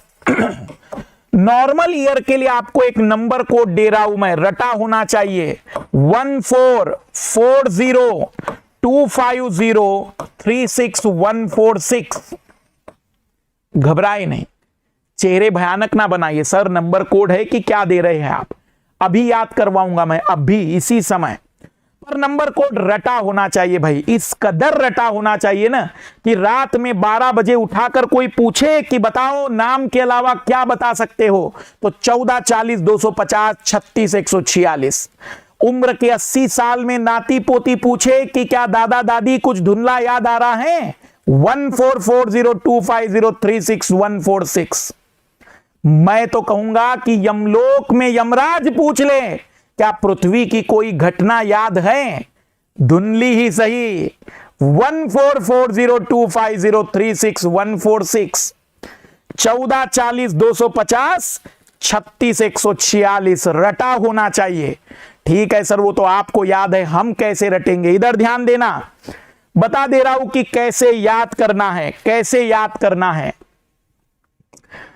किसी भी वर्ष में महीने 12 होते हैं, तो पहला 12 का स्क्वायर है, फिर 5 का स्क्वायर है, फिर 6 का स्क्वायर है, 3-3 डिजिट का ग्रुप है, 3-3 डिजिट का ग्रुप है, 5 का स्क्वायर, 6 का स्क्वायर, और क्योंकि 12 का स्क्वायर आप 2 बार यूज कर रहे हैं, देयरफॉर 12 स्क्वायर प्लस 2, मुझे लगता है कि अब आपको याद हो जाएगा। शुरुआत में 12 का स्क्वायर है, लास्ट में 12 का स्क्वायर प्लस 2 है, बीच में 5 का स्क्वायर और 6 का स्क्वायर है, बीच में 5 का स्क्वायर और 6 का स्क्वायर है, डायरेक्टली याद होना चाहिए 12 का स्क्वायर, 5 का स्क्वायर, 6 का स्क्वायर, 12 का स्क्वायर प्लस 2। ये 12 डिजिट के कोड है, 12 डिजिट है, ये 12 डिजिट। ये 12 डिजिट है क्या सर? ये 12 डिजिट है पर्टिकुलर महीने के लिए यूज किया जाने वाला नंबर कोड। ये जनवरी, ये फरवरी, ये मार्च, अप्रैल, मई, जून, जुलाई, अगस्त, सितंबर, अक्टूबर, नवंबर और दिसंबर, ये किसी पर्टिकुलर महीने के लिए यूज किया जाने वाला नंबर कोड है। किसी पर्टिकुलर डिजिट के लिए, किसी निश्चित महीनों के लिए यूज किया जाने वाला नंबर कोड है। पर्टिकुलर मंथ के लिए यूज किया जाने वाला नंबर कोड है ये जनवरी से लेकर दिसंबर तक के 12 महीनों का मंथ कोड है ये। ठीक है सर, लीप ईयर का क्या होगा? लीप ईयर का भी सेम मंथ कोड है, लीप ईयर भी सेम है, बस लीप ईयर में जनवरी और फरवरी का कोड बदलता है। उसमें निकालना बड़ा इजी है। जनवरी और फरवरी में एक एक माइनस कर देना। तो जनवरी में अगर हम 1 माइनस कर देंगे, जनवरी में यदि हम 1 माइनस कर देंगे तो आप कह सकते हैं कि 0 आ जाएगा, और फरवरी में से 1 माइनस करेंगे तो 3 आ जाएगा। बाकी सेम 4025036146। जनवरी, फरवरी, मार्च, अप्रैल, मई, जून, जुलाई, अगस्त, सितंबर, अक्टूबर, नवंबर और दिसंबर सेम मंथ कोड है, बस ये जनवरी और फरवरी। तो जब आपसे एग्जामिनर कोई प्रश्न पूछे, जब आपसे एग्जामिनर कोई प्रश्न पूछे और वो जनवरी फरवरी का हो, जनवरी फरवरी का हो, तो चेक कर लेना कि वो नॉर्मल ईयर है कि लीप ईयर। क्योंकि नॉर्मल ईयर में जनवरी का कोड 1 और फरवरी का कोड 4 है, और लीप ईयर में जनवरी का कोड 0 और फरवरी का कोड 3 है। बाकी तो नेक्स्ट 10 महीनों का कोड जो भी सेम था, जो नॉर्मल ईयर में था, वही लीप ईयर में होगा। तो केवल और केवल नॉर्मल ईयर और लीप ईयर की अगर हम बात करें, तो नॉर्मल ईयर और लीप ईयर में हम जब भी फाइंड आउट करेंगे मंथ कोड, तो याद रखिएगा मंथ कोड आपको केवल शुरुआत के 2 डिजिट के याद रखने हैं, 2 महीनों के अलग होते हैं। अब सर राज की बात बताइए, राज की बात बताइए कि ये बनाया कैसे गया है। आइए देखते हैं बनाया कैसे है। समझ में आ गया तो बहुत बढ़िया, नहीं समझ में आया तो तनाव मत लेना। क्योंकि कोई भी पूछे, भाई मैंने याद किया है, मुझे एग्जाम निकालनी थी, मुझे नहीं पता कि कैसे बनाया, बट मैं समझाने की कोशिश कर रहा हूं कि ये नंबर कोड बना कैसे है। 144025036146 ये नंबर कोड बना कैसे? आइए लॉजिक देखते हैं। इस लॉजिक में केवल जनवरी का जो 1 लिया गया है वो एक अजम्पशन है, वो एक अजम्पशन, और ये अजम्पशन कोई भी लेगा, क्योंकि जनवरी पहला महीना है तो कोई भी 1 ही लेगा, ऑब्वियसली 1 लेगा। अब जरा मेरे बात पर गौर करना, इधर ध्यान देना सभी लोग, इधर ध्यान दीजिएगा सभी लोग प्लीज। देखो मैं एक बार महीने के कैलेंडरों पर गौर कर रहा था कि आखिर जनवरी का कैलेंडर और फरवरी का कैलेंडर मैच क्यों नहीं हो रहा है। आखिर ये कैलेंडर अलग क्यों हो रहे महीनों के? जनवरी की 1 तारीख को जो आ रहा है वो फरवरी की 1 तारीख को क्यों नहीं आता? तो बड़ा सिंपल सा लॉजिक समझ में आया कि जनवरी के महीनों में 31 दिन थे, तो साथ साथ 4 वीक कंप्लीट हो गए और 3 दिन बच गए। अगर जनवरी के महीनों में केवल 4 वीक कंप्लीट होते और कोई ऑड डे नहीं आता ना, तो जनवरी का कैलेंडर और फरवरी का कैलेंडर सेम होता। फिर हमें इतने कैलेंडर 12 महीनों के खरीदने नहीं पड़ते, 1 महीने का कैलेंडर में सब पता चल जाता। हर महीने की 1 तारीख को, हर महीने की सभी तारीखों को सेम डेज आते। हर महीने की मतलब 1 तारीख को मंडे है तो फरवरी में भी 1 तारीख को मंडे, मार्च में भी 1 तारीख को मंडे, अप्रैल में भी 1 तारीख को मंडे, फिक्स्ड हो जाता। बट प्रॉब्लम क्या है? प्रॉब्लम क्या है सर? प्रॉब्लम यह है कि जनवरी में टोटल 4 वीक नहीं है, 4 वीक और 3 ऑड डेज है। इन 3 ऑड डेज ने खेल बिगाड़ दिया, और इन 3 ऑड डेज के कारण फरवरी का जो कैलेंडर है वो जनवरी से 3 दिन आगे का बन गया। फरवरी का कैलेंडर कितने दिन आगे का बन गया? 3 दिन आगे का। कितने दिन आगे का? 3 डेज आगे का बन गया।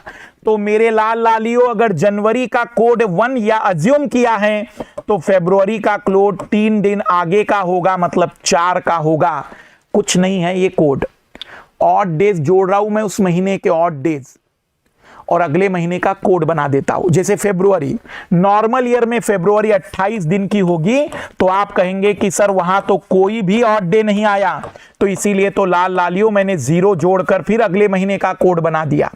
फिर अप्रैल का कोड बनाना था तो मार्च के महीनों में ऑड डेज निकाले तो ऑड डेज आ गए 3, तो मैंने कहा कि ऑड डेज अगर 3 आ रहे हैं तो 3 मैंने जोड़ दिए तो ये 7 हो गया, 7 मतलब पूरा वीक हो गया तो 0 आ जाएगा, 0। अप्रैल के महीनों में 30 दिन हैं और अगर 30 दिन है तो वहां पर ऑड डेज 2 आ जाएंगे और 2 ऑड डेज आने का मतलब कि 0 + 2 इस तरीके से। फिर मैंने मई के महीनों के ऑड डेज निकालकर जून का कोड निकाला और इस तरीके से सारे कोड आ गए। इधर ध्यान देना, इधर ध्यान देना, ज्यादा तनाव मत लेना, बस मैं लॉजिक बता रहा हूं, उस पर गौर करना। मैंने कैसे निकाले ये ऑड डेज? मैंने महीनों के ऑड डेज को जोड़कर, बस पहली तारीख एज्यूम्शन है, पहला अजम्पशन है 1, उसके बाद मैंने महीनों के ऑड डेज को जोड़कर पूरा नंबर कोड बनाया है। कितने लोगों को समझ में आया जरा कमेंट्स करना, घबराना नहीं भी समझ में आया तो कोई जरूरत थोड़ी है, तुम्हें मास्टर बनना है तो फिर समझ में भी आना चाहिए, और तुम्हें अगर केवल एग्जाम देनी है तो कोई जरूरत नहीं समझने की। फिर भी कमेंट्स कर सकते हैं कि कितने लोगों को समझ में आया है, कितने लोगों को। तो वापिस आते हैं, सर ये नंबर कोड तो याद हो गया, 12 का स्क्वायर, 5 का स्क्वायर, 6 का स्क्वायर, 12 का स्क्वायर +2, ये याद करना है आपको, याद करना है मेरे लाल लालियों। अब आते हैं प्रश्न पर। ठीक है सर, बात समझ में आ गई। प्रश्न हमारा था, आइए जरा, मैंने आपसे पूछा था कि 5 जून 1960 का दिन क्या होगा। सभी लोग ध्यान से सुनना, अब सभी लोग ध्यान से सुनिएगा, ध्यान से सुनना। अगर आपको किसी भी तारीख का दिन निकालना है, बड़ा सिंपल, सबसे पहले तो तारीख लिख दीजिए, तारीख, जो भी डेट आ रही है वो डेट लिख दीजिए। जून का प्रश्न है, नॉर्मल और लीप ईयर का टेंशन मत लो क्योंकि जून का कोड दोनों जगह सेम है।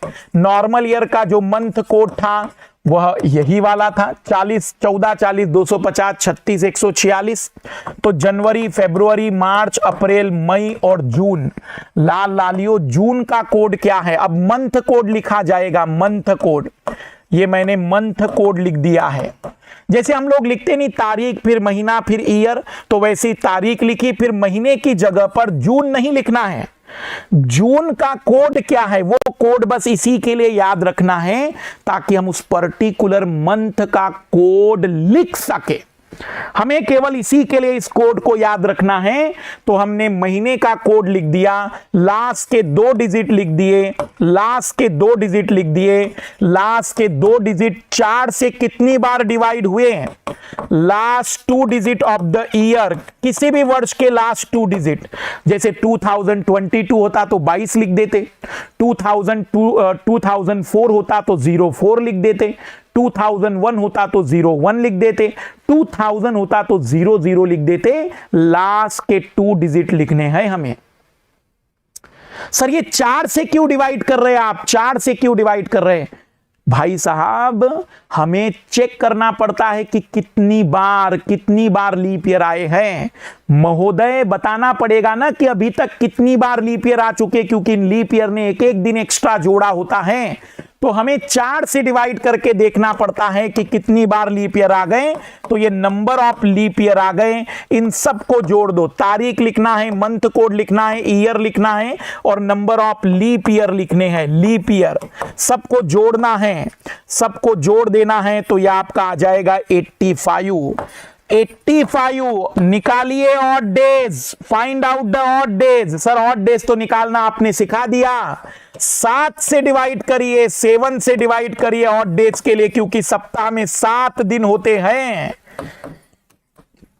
सप्ताह में 7 दिन होते हैं मेरे लाल लालियो। यदि ऑड डेज 1 आ जाए, यदि ऑड डेज 1 आ जाए तो कह देना कि संडे था, 2 आ जाए तो मंडे था, 3 आ जाए तो ट्यूसडे था, 4 आ जाए तो वेडनेसडे था, 5 आ जाए तो थर्सडे था, 6 आ जाए तो फ्राइडे था और कुछ भी ना आए तो सैटरडे था। किताबों में 1 को मंडे लिखा गया होगा। भाई वो किताबों की मेथड है, ये मेरी मेथड है। उसको मिक्स मत करना। मेरा अपना तरीका है, उनका अपना तरीका है, ये मेरी अपनी मेथड है। तो यहां एक रिमाइंडर को हम क्या कहेंगे, एक शेषफल को हम क्या कहेंगे, एक रिमाइंडर को हम कहेंगे कि संडे का दिन था। तो क्या आंसर आना चाहिए था, 5 जून 1960 को संडे होगा। मैं रिपीट कर दे रहा हूं कंसेप्ट पूरी तरह से, मैं रिपीट कर दे रहा हूं। सबसे पहले तो आपको तारीख लिखनी है, ये बात सभी को समझ में आ रही है, तारीख लिखनी है। मंथ कोड लिखा है मैंने, महीने का कोड, जून का कोड 5 है, फिर लास्ट के 2 डिजिट लिखने हैं जिस ईयर की बात आएगी। ये 15 क्यों, क्योंकि लीप ईयर बताने हैं। पहले 4 से डिवाइड करके नंबर ऑफ लीप ईयर निकालने हैं और फिर 7 से डिवाइड करके ऑड डेज निकालने हैं। वही ऑड डेज तय करेगा कि आंसर क्या होगा। सबको जोड़ना है और जोड़ को केवल ऑड डेज फाइंड आउट करना है। अगर ऑड डेज 1 है तो संडे का दिन होगा, 2 है तो मंडे का होगा। अब आपसे कोई भी तारीख पूछ ली जाए, आप फाइंड आउट कर सकते हैं कि उस तारीख का दिन क्या होगा। कोई भी तारीख पूछ ली जाए तो आप बता सकते हैं कि उस तारीख का दिन क्या होगा।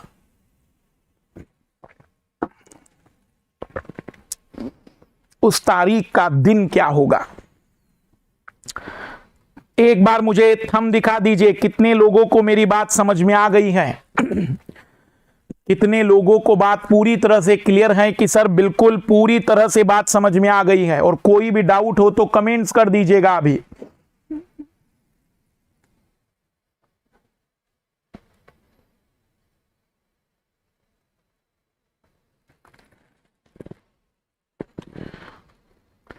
अभिषेक, कंसेप्ट 4 को चेक करने की जरूरत हमें नहीं है। कंसेप्ट 4 को आप अपने तौर पर सीखो। मास्टर को आप लोग कहते हो कि कंसेप्ट 4 देखो, आप लोगों को मैं बता दूं कि कैलेंडर शायद मैं 2000वीं बार पढ़ा रहा होगा। तो थोड़ा लॉजिक लगाया करो कि यार ये महोदय इतना कॉन्फिडेंटली चिल्लाकर चीजें बता रहा है, तो क्या ये व्यक्ति पहली बार पढ़ा रहा होगा। तो ऐसे गरीबों वाली बातें नहीं, सीखना है। और ये गुरूर ना समझिएगा कि सर क्या आप गलती नहीं कर सकते, भी कर सकता हो, लेकिन क्या 2000 बार पढ़ाने के बाद भी। तो वो चीजें दिमाग से निकाल दीजिए कि आप एक बार कंसेप्ट 4 देख लीजिए। कंसेप्ट 4 मुझे नहीं देखना है, आप देख लीजिए, एक बार आप देख लीजिए। और अगर समझ में नहीं आ रहा है तो याद कर लीजिएगा। बताइए आप लोग, अगर आपको बात समझ में आ गई है, 26 जनवरी 1950 का दिन बताइए। What was the day on 26 जनवरी 1950। 26 जनवरी 1950 का दिन, जबकि मैंने नंबर कोड यहां पर नॉर्मल ईयर का लिख दिया है। बताइए 26 जनवरी 1950 का दिन।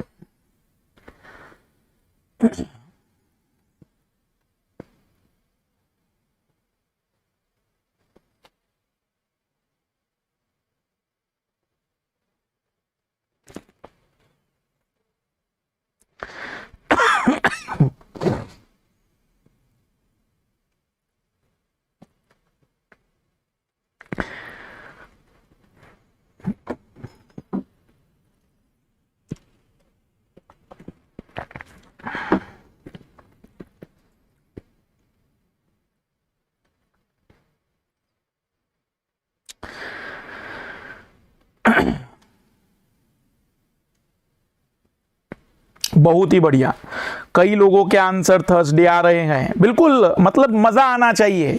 अब तो आप लोगों को मतलब एक अद्भुत सा लगना चाहिए कि चलो यार अब हम किसी तारीख का दिन तो बता सकते हैं। जिंदगी में इतना तो आ जा रहा है।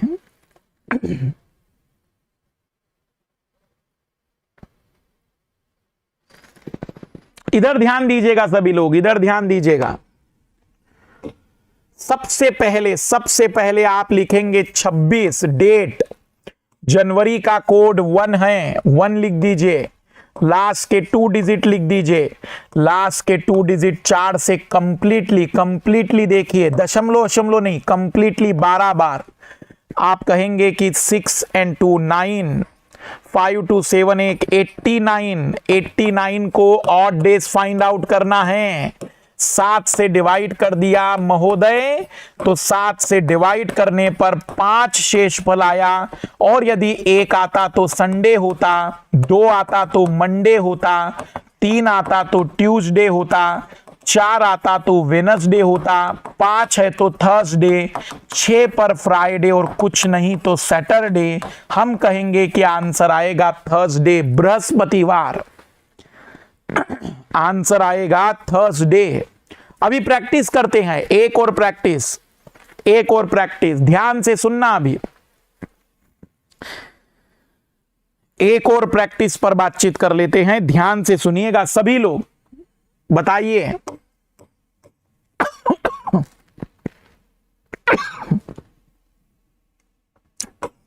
14 मई 1985, 14 मई 1985 का दिन, 14 मई 1985,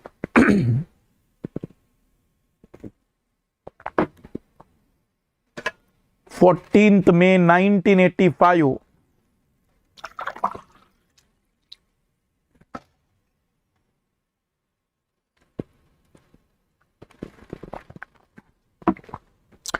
एजुकेशनल ट्यूटोरियल पूछ रहा है कि 12 कैसे आया। 12 बता रहा है कि कितनी बार लीप ईयर आए हैं अभी तक, 1950 तक में यहां तक कितने लीप ईयर आए, तो 4 से डिवाइड करके निकाला जाता है नंबर ऑफ लीप ईयर, क्योंकि लीप ईयर के कारण भी तो दिन बदलते हैं, तो लीप ईयर निकालना पड़ता है।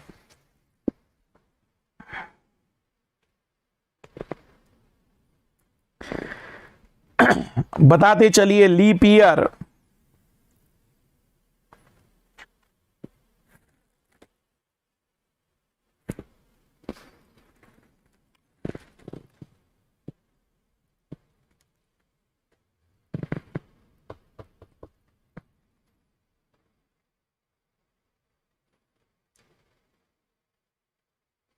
बहुत बढ़िया, ट्यूसडे जिन लोगों का आंसर आ रहा है, जिन लोगों का आंसर ट्यूसडे आ रहा है,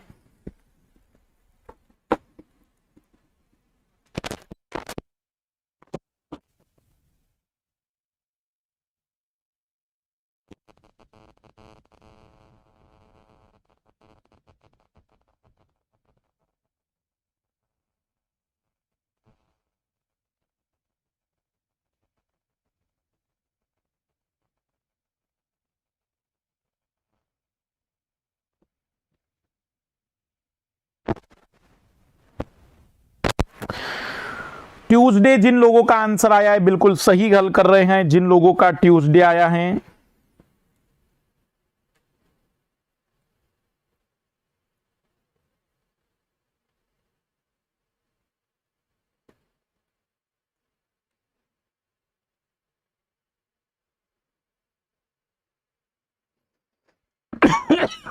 इधर ध्यान देना, 14 मई का कोड 144025036 जनवरी, फरवरी, मार्च, अप्रैल, मई, मई का कोड 2, लास्ट के 2 डिजिट 4 से 21 टाइम्स डिवाइड हुआ, 6 and 6 12, 8 और 2 10, 11 122। Find out the odd days, 7 से डिवाइड कर दीजिए, और 3 ऑड डेज आने का मतलब संडे, मंडे, ट्यूसडे। हम कहेंगे कि आंसर आएगा ट्यूसडे। हम कहेंगे कि आंसर आएगा ट्यूसडे। अब कई सारे लोगों को ऐसा लग रहा होगा कि सर मेरा 2000 वाला आंसर नहीं आ रहा है, 2001 वाला नहीं आ रहा है। आइए इस बात पर गौर करते हैं। अब थोड़ा सा ट्रिक्स को ही बड़ा कर रहा हूं मैं। एक्चुअली अभी तक हमने जितने क्वेश्चन सॉल्व किए वो सारे के सारे जो क्वेश्चन थे, वो सारे के सारे जो क्वेश्चन हैं वो 1900 के थे। अब मैं आपको कुछ 2000 के क्वेश्चन बता रहा हूं। आइए जरा ध्यान से देखना। आज की तारीख 11 फरवरी 2022। बताइए जरा 11 फरवरी 2022 का दिन क्या आ रहा है ट्रिक से।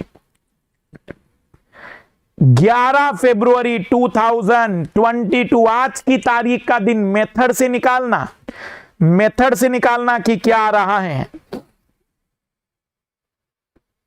मेथड से निकालिएगा कि क्या आ रहा है।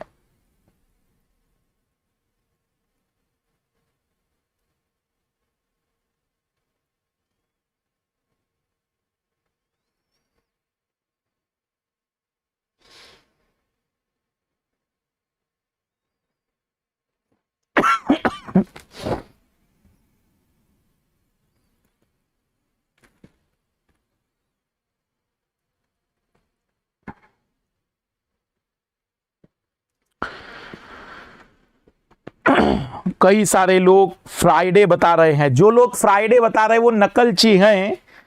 थोड़ा सा प्रॉपर तरीके से कंसेप्चुअली चीजों को देखिए, कंसेप्चुअली चीजों को देखिए तो आपको पता चलेगा कि नहीं।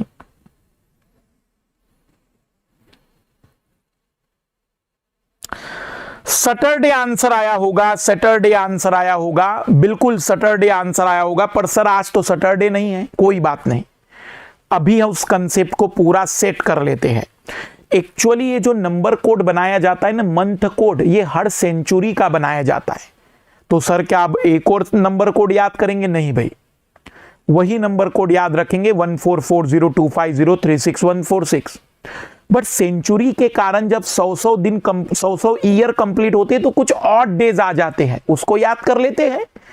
लाल लाली और भावी IAS IPS हो, यदि 1900 का सवाल आ जाए तो नो चेंज, कोई परिवर्तन नहीं। 1900, 1901, 1902, 1999।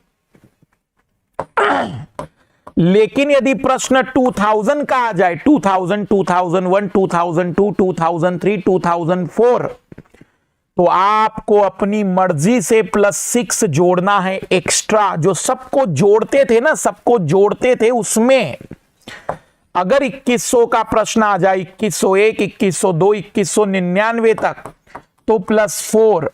अगर 2200 का प्रश्न आ जाए तो +2। अगर 2300 का प्रश्न आ जाए तो +0। और यदि 2400 का प्रश्न आ जाए तो +6। लाल लालियो इधर ध्यान देंगे सभी लोग। पैटर्न है, ये पैटर्न है। 6420, 6420, 6420 का पैटर्न है ये, 6420 का पैटर्न है ये।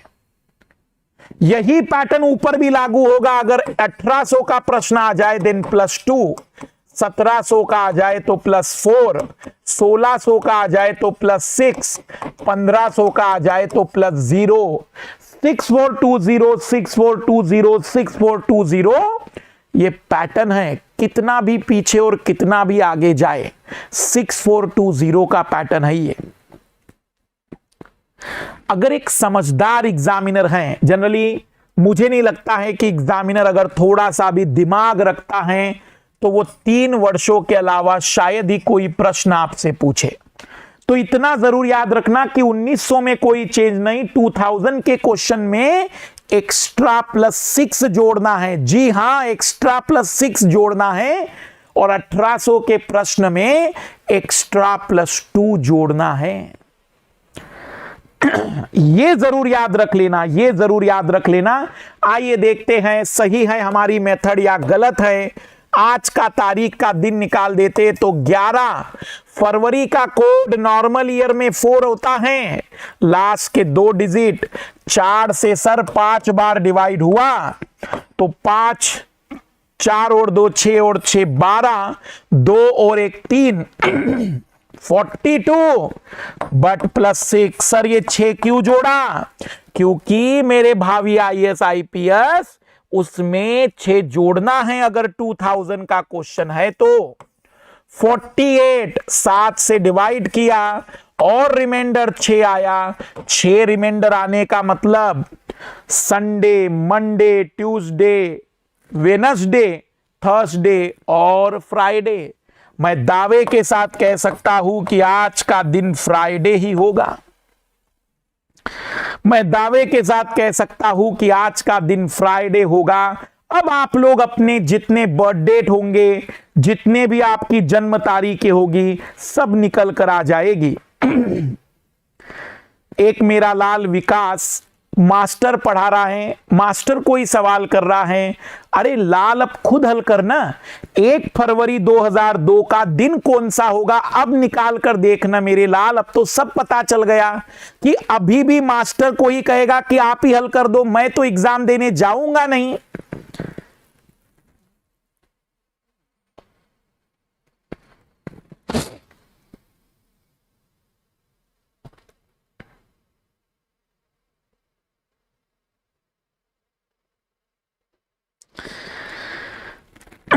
इधर ध्यान देना, उस गरीब लाल की इच्छा पूरी कर देते हैं। 1 फरवरी 2002 का दिन क्या होगा, इधर ध्यान देंगे। 1 फरवरी का कोड नॉर्मल ईयर है, ये नॉर्मल ईयर है। लास्ट के 2 डिजिट 4 से डिवाइड नहीं हुआ भाई, नहीं हुआ ना, क्या दिक्कत है। 0 0 लिखना मेरे लाल। 4 और 2 6 और 1 7 प्लस 6। सर ये 6 क्यों, क्योंकि 2000 का क्वेश्चन है। 7 से डिवाइड कर दो तो आ जाएगा रिमाइंडर 6। आ गया उत्तर फ्राइडे। शायद अब वो मेरा लाल खुश हो गया होगा या दुखी हुआ होगा कि मेरे से क्यों नहीं। बिल्कुल सिंपल और घटिया सवाल रहे अब ये।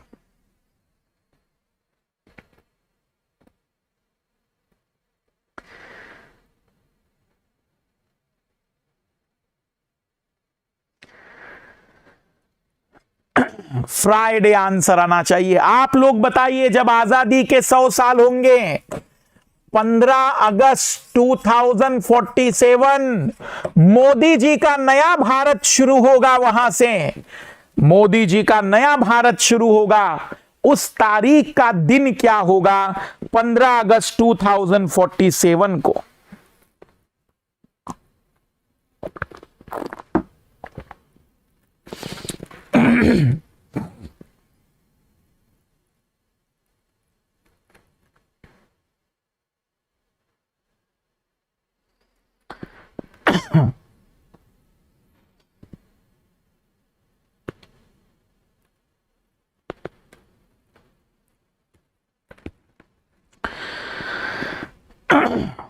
कौन सा दिन होगा 15 अगस्त 2047?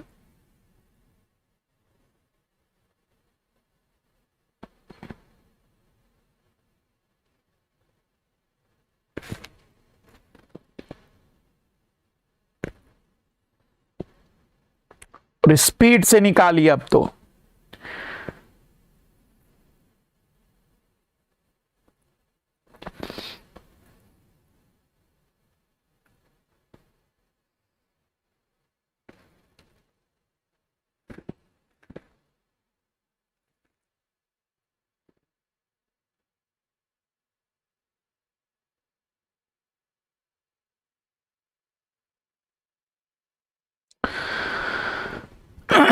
टू 2000 का क्वेश्चन है, 2000 का याद रखिएगा। उसमें एक्स्ट्रा 6 जोड़ने की आदत डालनी है, एक्स्ट्रा जोड़ने की आदत डालनी है।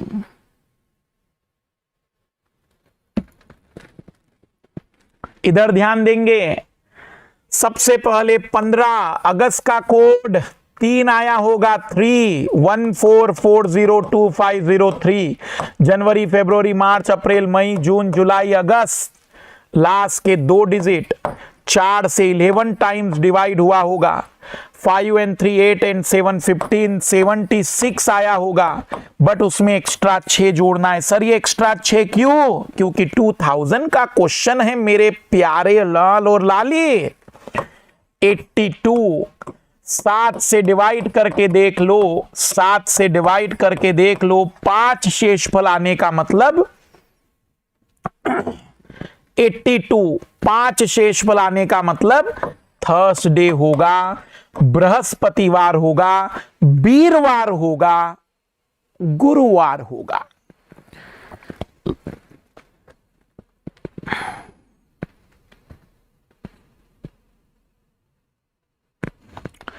बताइए, जिस समय हमारे देश में पहला फ्रीडम फाइटिंग स्टार्ट हुआ था 10 मई 1857 मेरठ से निकली टुकड़ी बहादुर शाह जफर के पास पहुंची थी। बहादुर शाह जफर के पास पहुंची थी?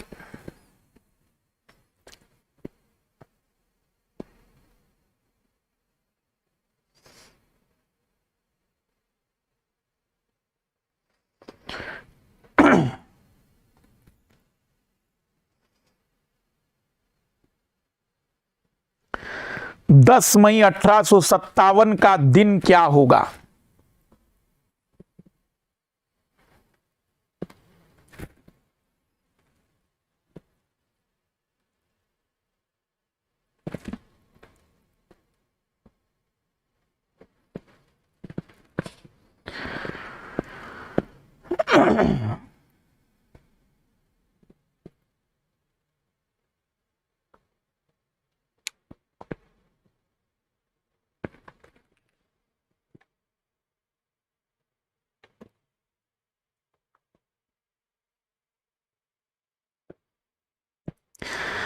एक हमारा लाल है आकाश सैनी, वो महोदय कह रहे हैं कि सर अगर 7,000 वाला सवाल कोई आ गया, भाई मैं तो कहूंगा अगर 7,000 वाला कोई सवाल आ जाए, वैसे तो मतलब पुराने पाप उभर कर आए होंगे, क्योंकि मैंने तो सोच कर बैठा हूं कि इतना पाप नहीं किया है तो मेरे साथ तो अच्छा होगा, लेकिन मान लो कि इतना पाप किया है कि इतना भयानक सवाल आ जाए तो मस्तिष्क का उपयोग किया जाएगा।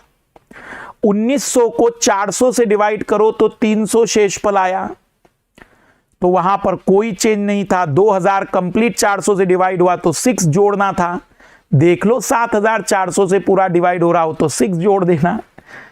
कैसे कैसे लोग हैं, कहां से आते हैं ये महोदय, क्या प्रॉब्लम है इस जनाब को? बड़ा दुख है इस जनाब के जीवन में।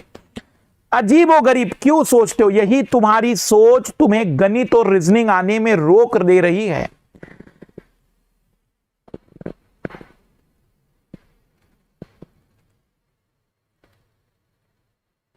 इधर ध्यान देंगे सभी लोग। 10 मई का कोड 144025, जनवरी फरवरी मार्च अप्रैल मई, लास्ट के 2 डिजिट 4 से कितनी बार डिवाइड हुआ? तो 4 से डिवाइड होगा 14 टाइम्स।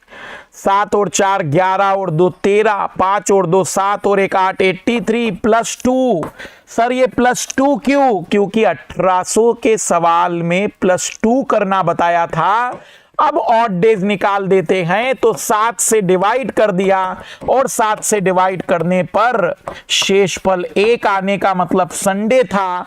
बिपिन चंद्रा की किताब में लिखा हुआ है कि छुट्टी का दिन था और सुबह सुबह मेरठ से निकली टुकड़ी बहादुर शाह जफर के पास पहुंची होगी। वैसे ये गलत लिखा हुआ था क्योंकि छुट्टी का दिन उस समय अभी शुरू नहीं हुआ था भारत में। तो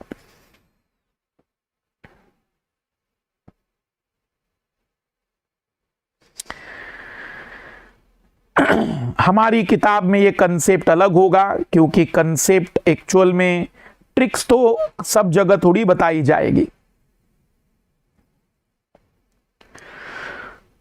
अब आपको मैं छोटी सी कुछ बातें और बता दे रहा हूं इसी में कुछ नए सवाल। आजकल एग्जामिनर थोड़ा समझदार हो गया है, उसको भी पता चल गया है कि मास्टरों ने ऐसी ट्रिक्स निकाल दी हैं कि उत्तर आ जाता है। तो एग्जामिनर आजकल क्या कर रहे हैं, कुछ नए लॉजिक डाल रहे हैं। जैसे एक सवाल देखना, इफ यदि 5 जून 1960 was on मंडे, यदि 5 जून 1960 को मंडे हो तो बताइए 26 जनवरी 2001 को क्या होगा? If on 5th June 1960 was on Monday, then what would be the day on 26 January 2001? तो आप में से कई सारे लोग जब पहली बार इस सवाल को देखेंगे, जब इस सवाल को देखेंगे तो कहेंगे सर हमें तो ट्रिक्स पता है, अभी बता देते, ये नहीं भी बताता तो भी हम बता देते उत्तर। ऐसी गलती मत करना। ये एग्जामिनर जब किसी डेट के बारे में पहले से बता रहा है तो पहले चेक करो कि वो बदमाश सच बोल रहा है कि झूठ। सच बोले तो बढ़िया, झूठ बोले तो जो बदलाव वो करेगा हमें करना पड़ेगा, जो चेंज वो कैलेंडर में करेगा हमारा भी वही चेंज होगा। तो आइए पहले चेक करते हैं कि क्या बदमाशी हुई है क्या। 5 जून का कोड 5, लास्ट के 2 डिजिट 4 से 15 बार 85, 1900 का प्रश्न है, कोई भी जोड़ने की जरूरत नहीं है, सीधा 7 से 2 बार 12 बार कैंसिल हुआ और एक शेष पलाने का मतलब कि महोदय रियल में संडे था, रियल में संडे था, बट ये बदमाश, ये एग्जामिनर बदमाश मंडे कह रहा है। मतलब महोदय इस किताब में या इस एग्जामिनर ने कैलेंडर को एक दिन से आगे बढ़ाकर बताया है। एक दिन से वो कितना आगे बढ़ाकर बता रहा है इस पर गौर करो। संडे को मंडे कह रहा है, एक दिन आगे बढ़ाकर बता रहा है, हम भी एक दिन आगे बढ़ाकर बताएंगे। फिर 26 जनवरी का कोड नॉर्मल ईयर है, लास्ट के 2 डिजिट 4 से डिवाइड नहीं हुए तो 28 + 6 करना ना भूले, 2000 का क्वेश्चन है। 34 को 7 से डिवाइड कर दिया तो शेष पल 6 आया। फ्राइडे का आंसर नहीं लिखेंगे, लेकिन हम कहेंगे कि उस बदमाशी के अकॉर्डिंग फाइनल आंसर आएगा सैटरडे। मेरे लाल लालियों ध्यान से सीख लीजिए, अगर एग्जामिनर ने किसी पर्टिकुलर डेट के बारे में पहले से दिया है तो पहले हमें चेक करना पड़ेगा कि उसकी क्या बदमाशी है और फिर उसके अकॉर्डिंग हमें अपने उसी बदमाशी के आधार पर आंसर देना होगा, आंसर देना होगा, आंसर देना होगा। तो बताइए, यदि अब मैं सेम पैटर्न पर सवाल दे रहा हूं, सेम पैटर्न पर ट्राई करिएगा, क्योंकि आजकल एग्जामिनर के पास यह भी एक लॉजिक हो गया है।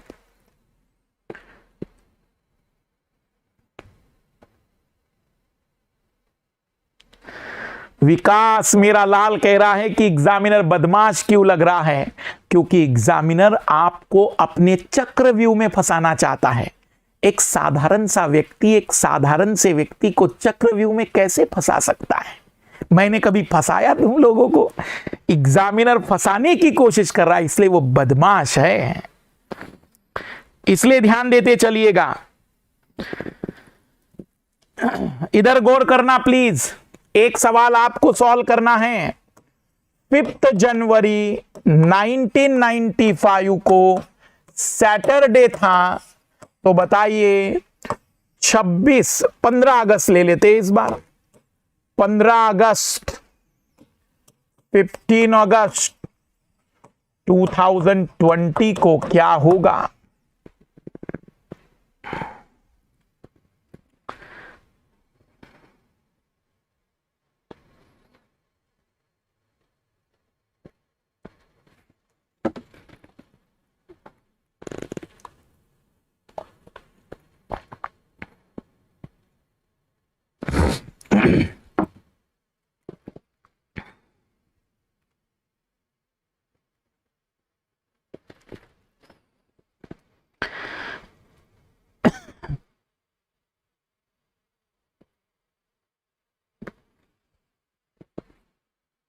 बताइए फाइनल आंसर।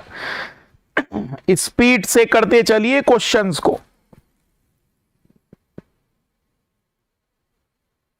मास्टर तो देखो मैं पढ़ा रहा हूं ना भाई, मैं पढ़ा रहा हूं तो मैं सारे अस्त्र शस्त्र, देखो मैं तुम्हें कठिन से कठिन सवाल दूंगा, मैं तुम्हें अस्त्र शस्त्र से वार करूंगा, मेरे वार से बच गए तो फिर मोक्ष ही मिलने वाला है, क्योंकि मेरे पास अमृतत्व है, मैं तुम्हें पुनर्जीवित कर सकता हूं। मेरी बात समझे कि नहीं? नहीं तो कहीं और चले जाओगे। भाई मैं शिक्षक हूं, शिक्षक का कर्तव्य क्या है कि वो कठिन से कठिन चीजें यही क्लास में बताए, ताकि उस युद्ध के मैदान में जब कोई भी अस्त्र शस्त्र चले तो लाल लाली कहे कि इसको तो झेल चुके हैं, मास्टर की बातें झेल दी, और क्या चाहिए।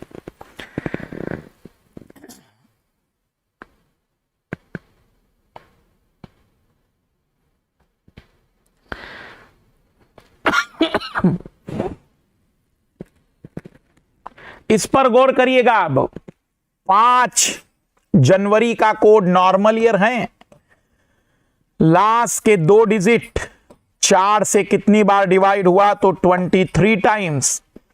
ये आया होगा आपके पास 5 5 10 14 11 और 12 124। 7 से डिवाइड कर दिया आपने, 7 7 49 और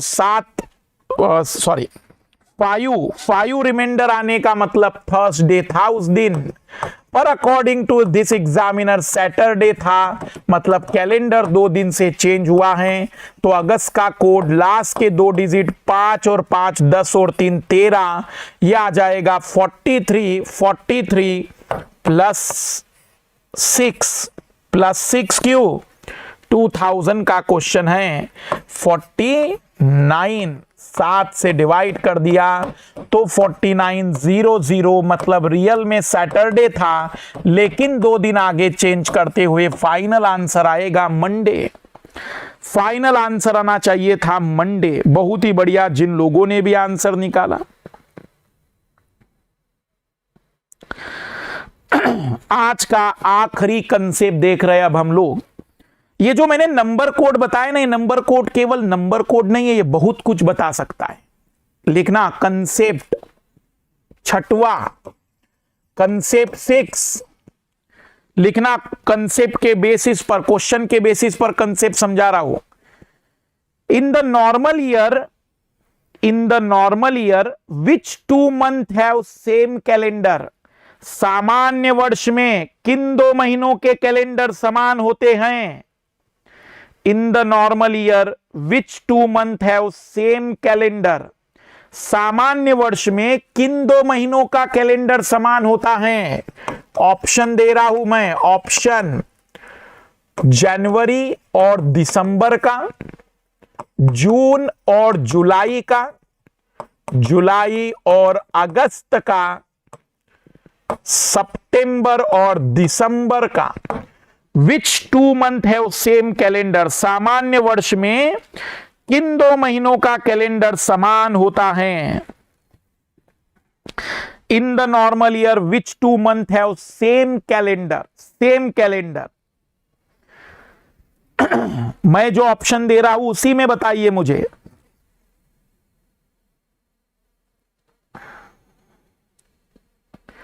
तो यहां ध्यान देना प्लीज, यहां ध्यान देना।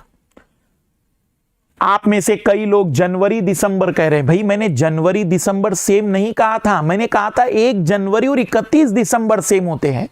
सेम मंथ का मतलब हुआ 1 जनवरी और 1 दिसंबर सेम होना चाहिए था, मैंने ऐसा थोड़ी कहा था। तो ये तो हो ही नहीं सकता है। और जून जुलाई या जुलाई अगस्त में 31 दिन होते हैं, बट कैलेंडर थोड़ी सेम होता है। ठीक है सर, लेकिन कितने याद रखेंगे, कुछ याद नहीं करना है। मेरा नंबर कोड याद कर लीजिए 1440250366146। जहां जहां पर मंथ कोड सेम है उनका कैलेंडर भी सेम होता है। लाल लालियो, नॉर्मल ईयर में जनवरी और अक्टूबर का कैलेंडर, फरवरी मार्च और नवंबर का कैलेंडर बिल्कुल सेम होता है। अप्रैल और जुलाई का कैलेंडर बिल्कुल सेम होता है। सितंबर और दिसंबर का कैलेंडर बिल्कुल सेम होता है। लेकिन मई, जून और अगस्त का कैलेंडर नॉर्मल ईयर में एक ही बार आता है, वो रिपीट नहीं होता। बड़ा सिंपल सा लॉजिक है, बड़ा सिंपल सा लॉजिक है। जहां जहां डिजिट सेम होंगे उन महीनों का कैलेंडर भी सेम होगा। जहां जहां पर मंथ कोड सेम होते हैं उन महीनों का कैलेंडर भी सेम होता है। बड़ा, और ये नॉर्मल में नहीं, लीप ईयर में भी लागू होगा। लीप ईयर में भी लागू होगा, लीप ईयर में भी लागू होगा। बट ये केवल जादू इतना नहीं है। देखना, इस नंबर कोड का एक और जादू सिखा रहा हूं आप लोगों को, शायद सुनकर मजा आ जाए। इस नंबर कोड की सहायता से मैं किसी भी महीने में जंप कर सकता हूं। ध्यान से सुनना लाल लालियो, जहां डिजिट सेम है वहां महीनों का कैलेंडर सेम है, पूरे 30 दिन में तारीखों में आने वाले दिन सेम होंगे। लेकिन जहां सेम नहीं है वहां भी हम मदद ले सकते हैं। कोई आपसे कहे कि नॉर्मल ईयर में 20 मार्च को रविवार था, संडे था भाई 20 मार्च को, कोई आपसे कहे और कोई पूछ ले कि 20 दिसंबर को क्या होगा, तो मेरी ये ट्रिक्स आपको डायरेक्ट उत्तर दे सकती हैं अगर वर्ष ना बदला हो तो। किसी भी नॉर्मल ईयर में, किसी भी लीप ईयर में अगर एग्जामिनर आपसे कोई ऐसा सवाल पूछ ले कि 20 मार्च को संडे है, तो बताओ 20 दिसंबर को क्या होगा। इधर ध्यान देना, इधर ध्यान देना, बड़ा सिंपल सा लॉजिक। सर मार्च का कोड 4 है, दिसंबर का कोड 6 है। अगर डिजिट सेम होते ना तो कैलेंडर सेम होता। डिजिट सेम नहीं है ना तो भी कोई घबराना नहीं। डिजिट देखो कितने से चेंज हुआ, अगर ज्यादा है तो आगे का दिन होगा और अगर कम है तो उतना पीछे का होगा। यहां महोदय दिसंबर का जो मंथ कोड है वो 2 ज्यादा है, 2 ज्यादा है ना, बस 2 दिन आगे का कैलेंडर होगा। तो 20 मार्च को यदि संडे है तो 20 दिसंबर को ट्यूसडे होगा, 2 दिन आगे का दिन हो जाएगा। हो गया उत्तर। इस नंबर कोड की सहायता से मैं किसी भी मंथ में जंप कर सकता हूं। इस नंबर कोड की सहायता से हम किसी भी महीने में जंप कर सकते हैं। सर एक बार फिर से ध्यान से देखना, कोई आपसे कहे कि 10 मई को फ्राइडे था, 10 मई को फ्राइडे था जिसका मंथ कोड 2 है। अब कोई पूछे कि बताइए सर फिर 10 अक्टूबर को क्या होगा, तो महोदय मई की तुलना में अक्टूबर का कोड केवल एक कम है, तो एक पीछे का दिन ले लीजिए। हो गया उत्तर कि अगर वहां फ्राइडे था तो या थर्सडे होगा, यहां बृहस्पतिवार, वीरवार, गुरुवार होगा। बड़ा मजेदार ट्रिक्स है ये, बड़ा मजेदार ट्रिक्स है। इस ट्रिक्स की सहायता से हम किसी भी महीने में जंप कर सकते हैं। कितने लोगों को ये ट्रिक समझ में आ गई है? बड़ा अद्भुत सा लॉजिक है, डायरेक्ट जंप कर सकते, आगे भी इधर भी कहीं भी जा सकते हैं, जो नंबर कोड में चेंज आएगा उसके आधार पर।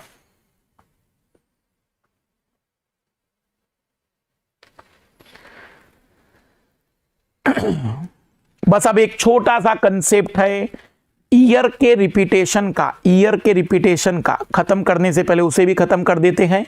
कई बार प्रश्न पूछा जाता है कि कोई पर्टिकुलर ईयर कितने वर्ष के बाद रिपीट होगा उसका कैलेंडर, मतलब जैसे 2022 जैसा कैलेंडर अगली बार कौन से वर्ष में आएगा या पीछे कौन से वर्ष में आएगा। तो बड़ा सिंपल सा नियम बता दे रहा हूं, किसी भी वर्ष का कैलेंडर अगर आपको बताना है कि कब रिपीट होगा तो लास्ट के 2 डिजिट 4 से डिवाइड करना, लास्ट के 2 डिजिट। अगर शेषफल रिमाइंडर 1 आए तो समझ जाना कि वो 6 वर्ष के बाद रिपीट होगा, आफ्टर 6 ईयर रिपीट होगा वह। अगर रिमाइंडर 2 या 3 आ जाए तो समझ जाना कि 11 ईयर के बाद वो रिपीट होगा, और यदि रिमाइंडर 0 आ जाए तो समझ जाना कि वह 28 ईयर के बाद रिपीट होगा। वैसे कोई भी कैलेंडर 28 वर्षों में रिपीट हो जाता है। तो सर फिर ये क्या बता रहे हैं, ये नजदीकी कैलेंडर है, नहीं तो 28 वर्षों के बाद तो दुनिया का हर कैलेंडर रिपीट होता है। जैसे कोई पूछ ले कि 2021 जैसा कैलेंडर अगली बार कब आएगा, 4 से डिवाइड किया, एक रिमाइंडर आया, 5 बार डिवाइड हुआ, एक रिमाइंडर आया, आपको कहा है कि 6 वर्ष के बाद वो रिपीट होगा, तो आप लिख दीजिए कि 2027 का कैलेंडर 2021 के जैसा होगा। कोई पूछे 2022 का कैलेंडर अगली बार कब आएगा, शेषफल 2 आया, मास्टर ने 11 जोड़ने के लिए कहा था, लिख देना कि 2033 का कैलेंडर 22 के जैसा होगा। अगली बार कभी आपसे पूछे कि 2020 का कैलेंडर अगली बार कब आएगा, पूरा डिवाइड हो रहा है, तो कह देना कि 28 वर्षों के बाद ये रिपीट होगा। लीप ईयर तो 4 वर्षों में आता है, लेकिन रिपीट होगा 28 वर्षों में। 1983 में जब हमने वर्ल्ड कप जीता और 2011 में जब हमने वर्ल्ड कप जीता, तो मीडिया में खबर थी कि अद्भुत संयोग, दोनों कैलेंडर सेम। कोई अद्भुत संयोग नहीं था, 28 वर्षों के बाद आप वर्ल्ड कप जीत रहे थे, कैलेंडर तो सेम होना ही था। 28 वर्षों में कैलेंडर तो रिपीट होकर रहता है। इसके पीछे लॉजिक भी है, लॉजिक पर ज्यादा जाओ नहीं, बड़ा सिंपल सा है, लास्ट के 2 डिजिट। क्या सर 4 से डिवाइड करने पर शेषफल 5 आ जाए? कैसे 5 आ सकता है? 4 से डिवाइड कर रहे शेषफल 1 2 3 या 0 आएगा। 1 आए तो 6 वर्ष के बाद रिपीट होगा, 2 आया 3 आ जाए तो 11 वर्ष के बाद, और कुछ भी ना आए तो 28 ईयर के बाद।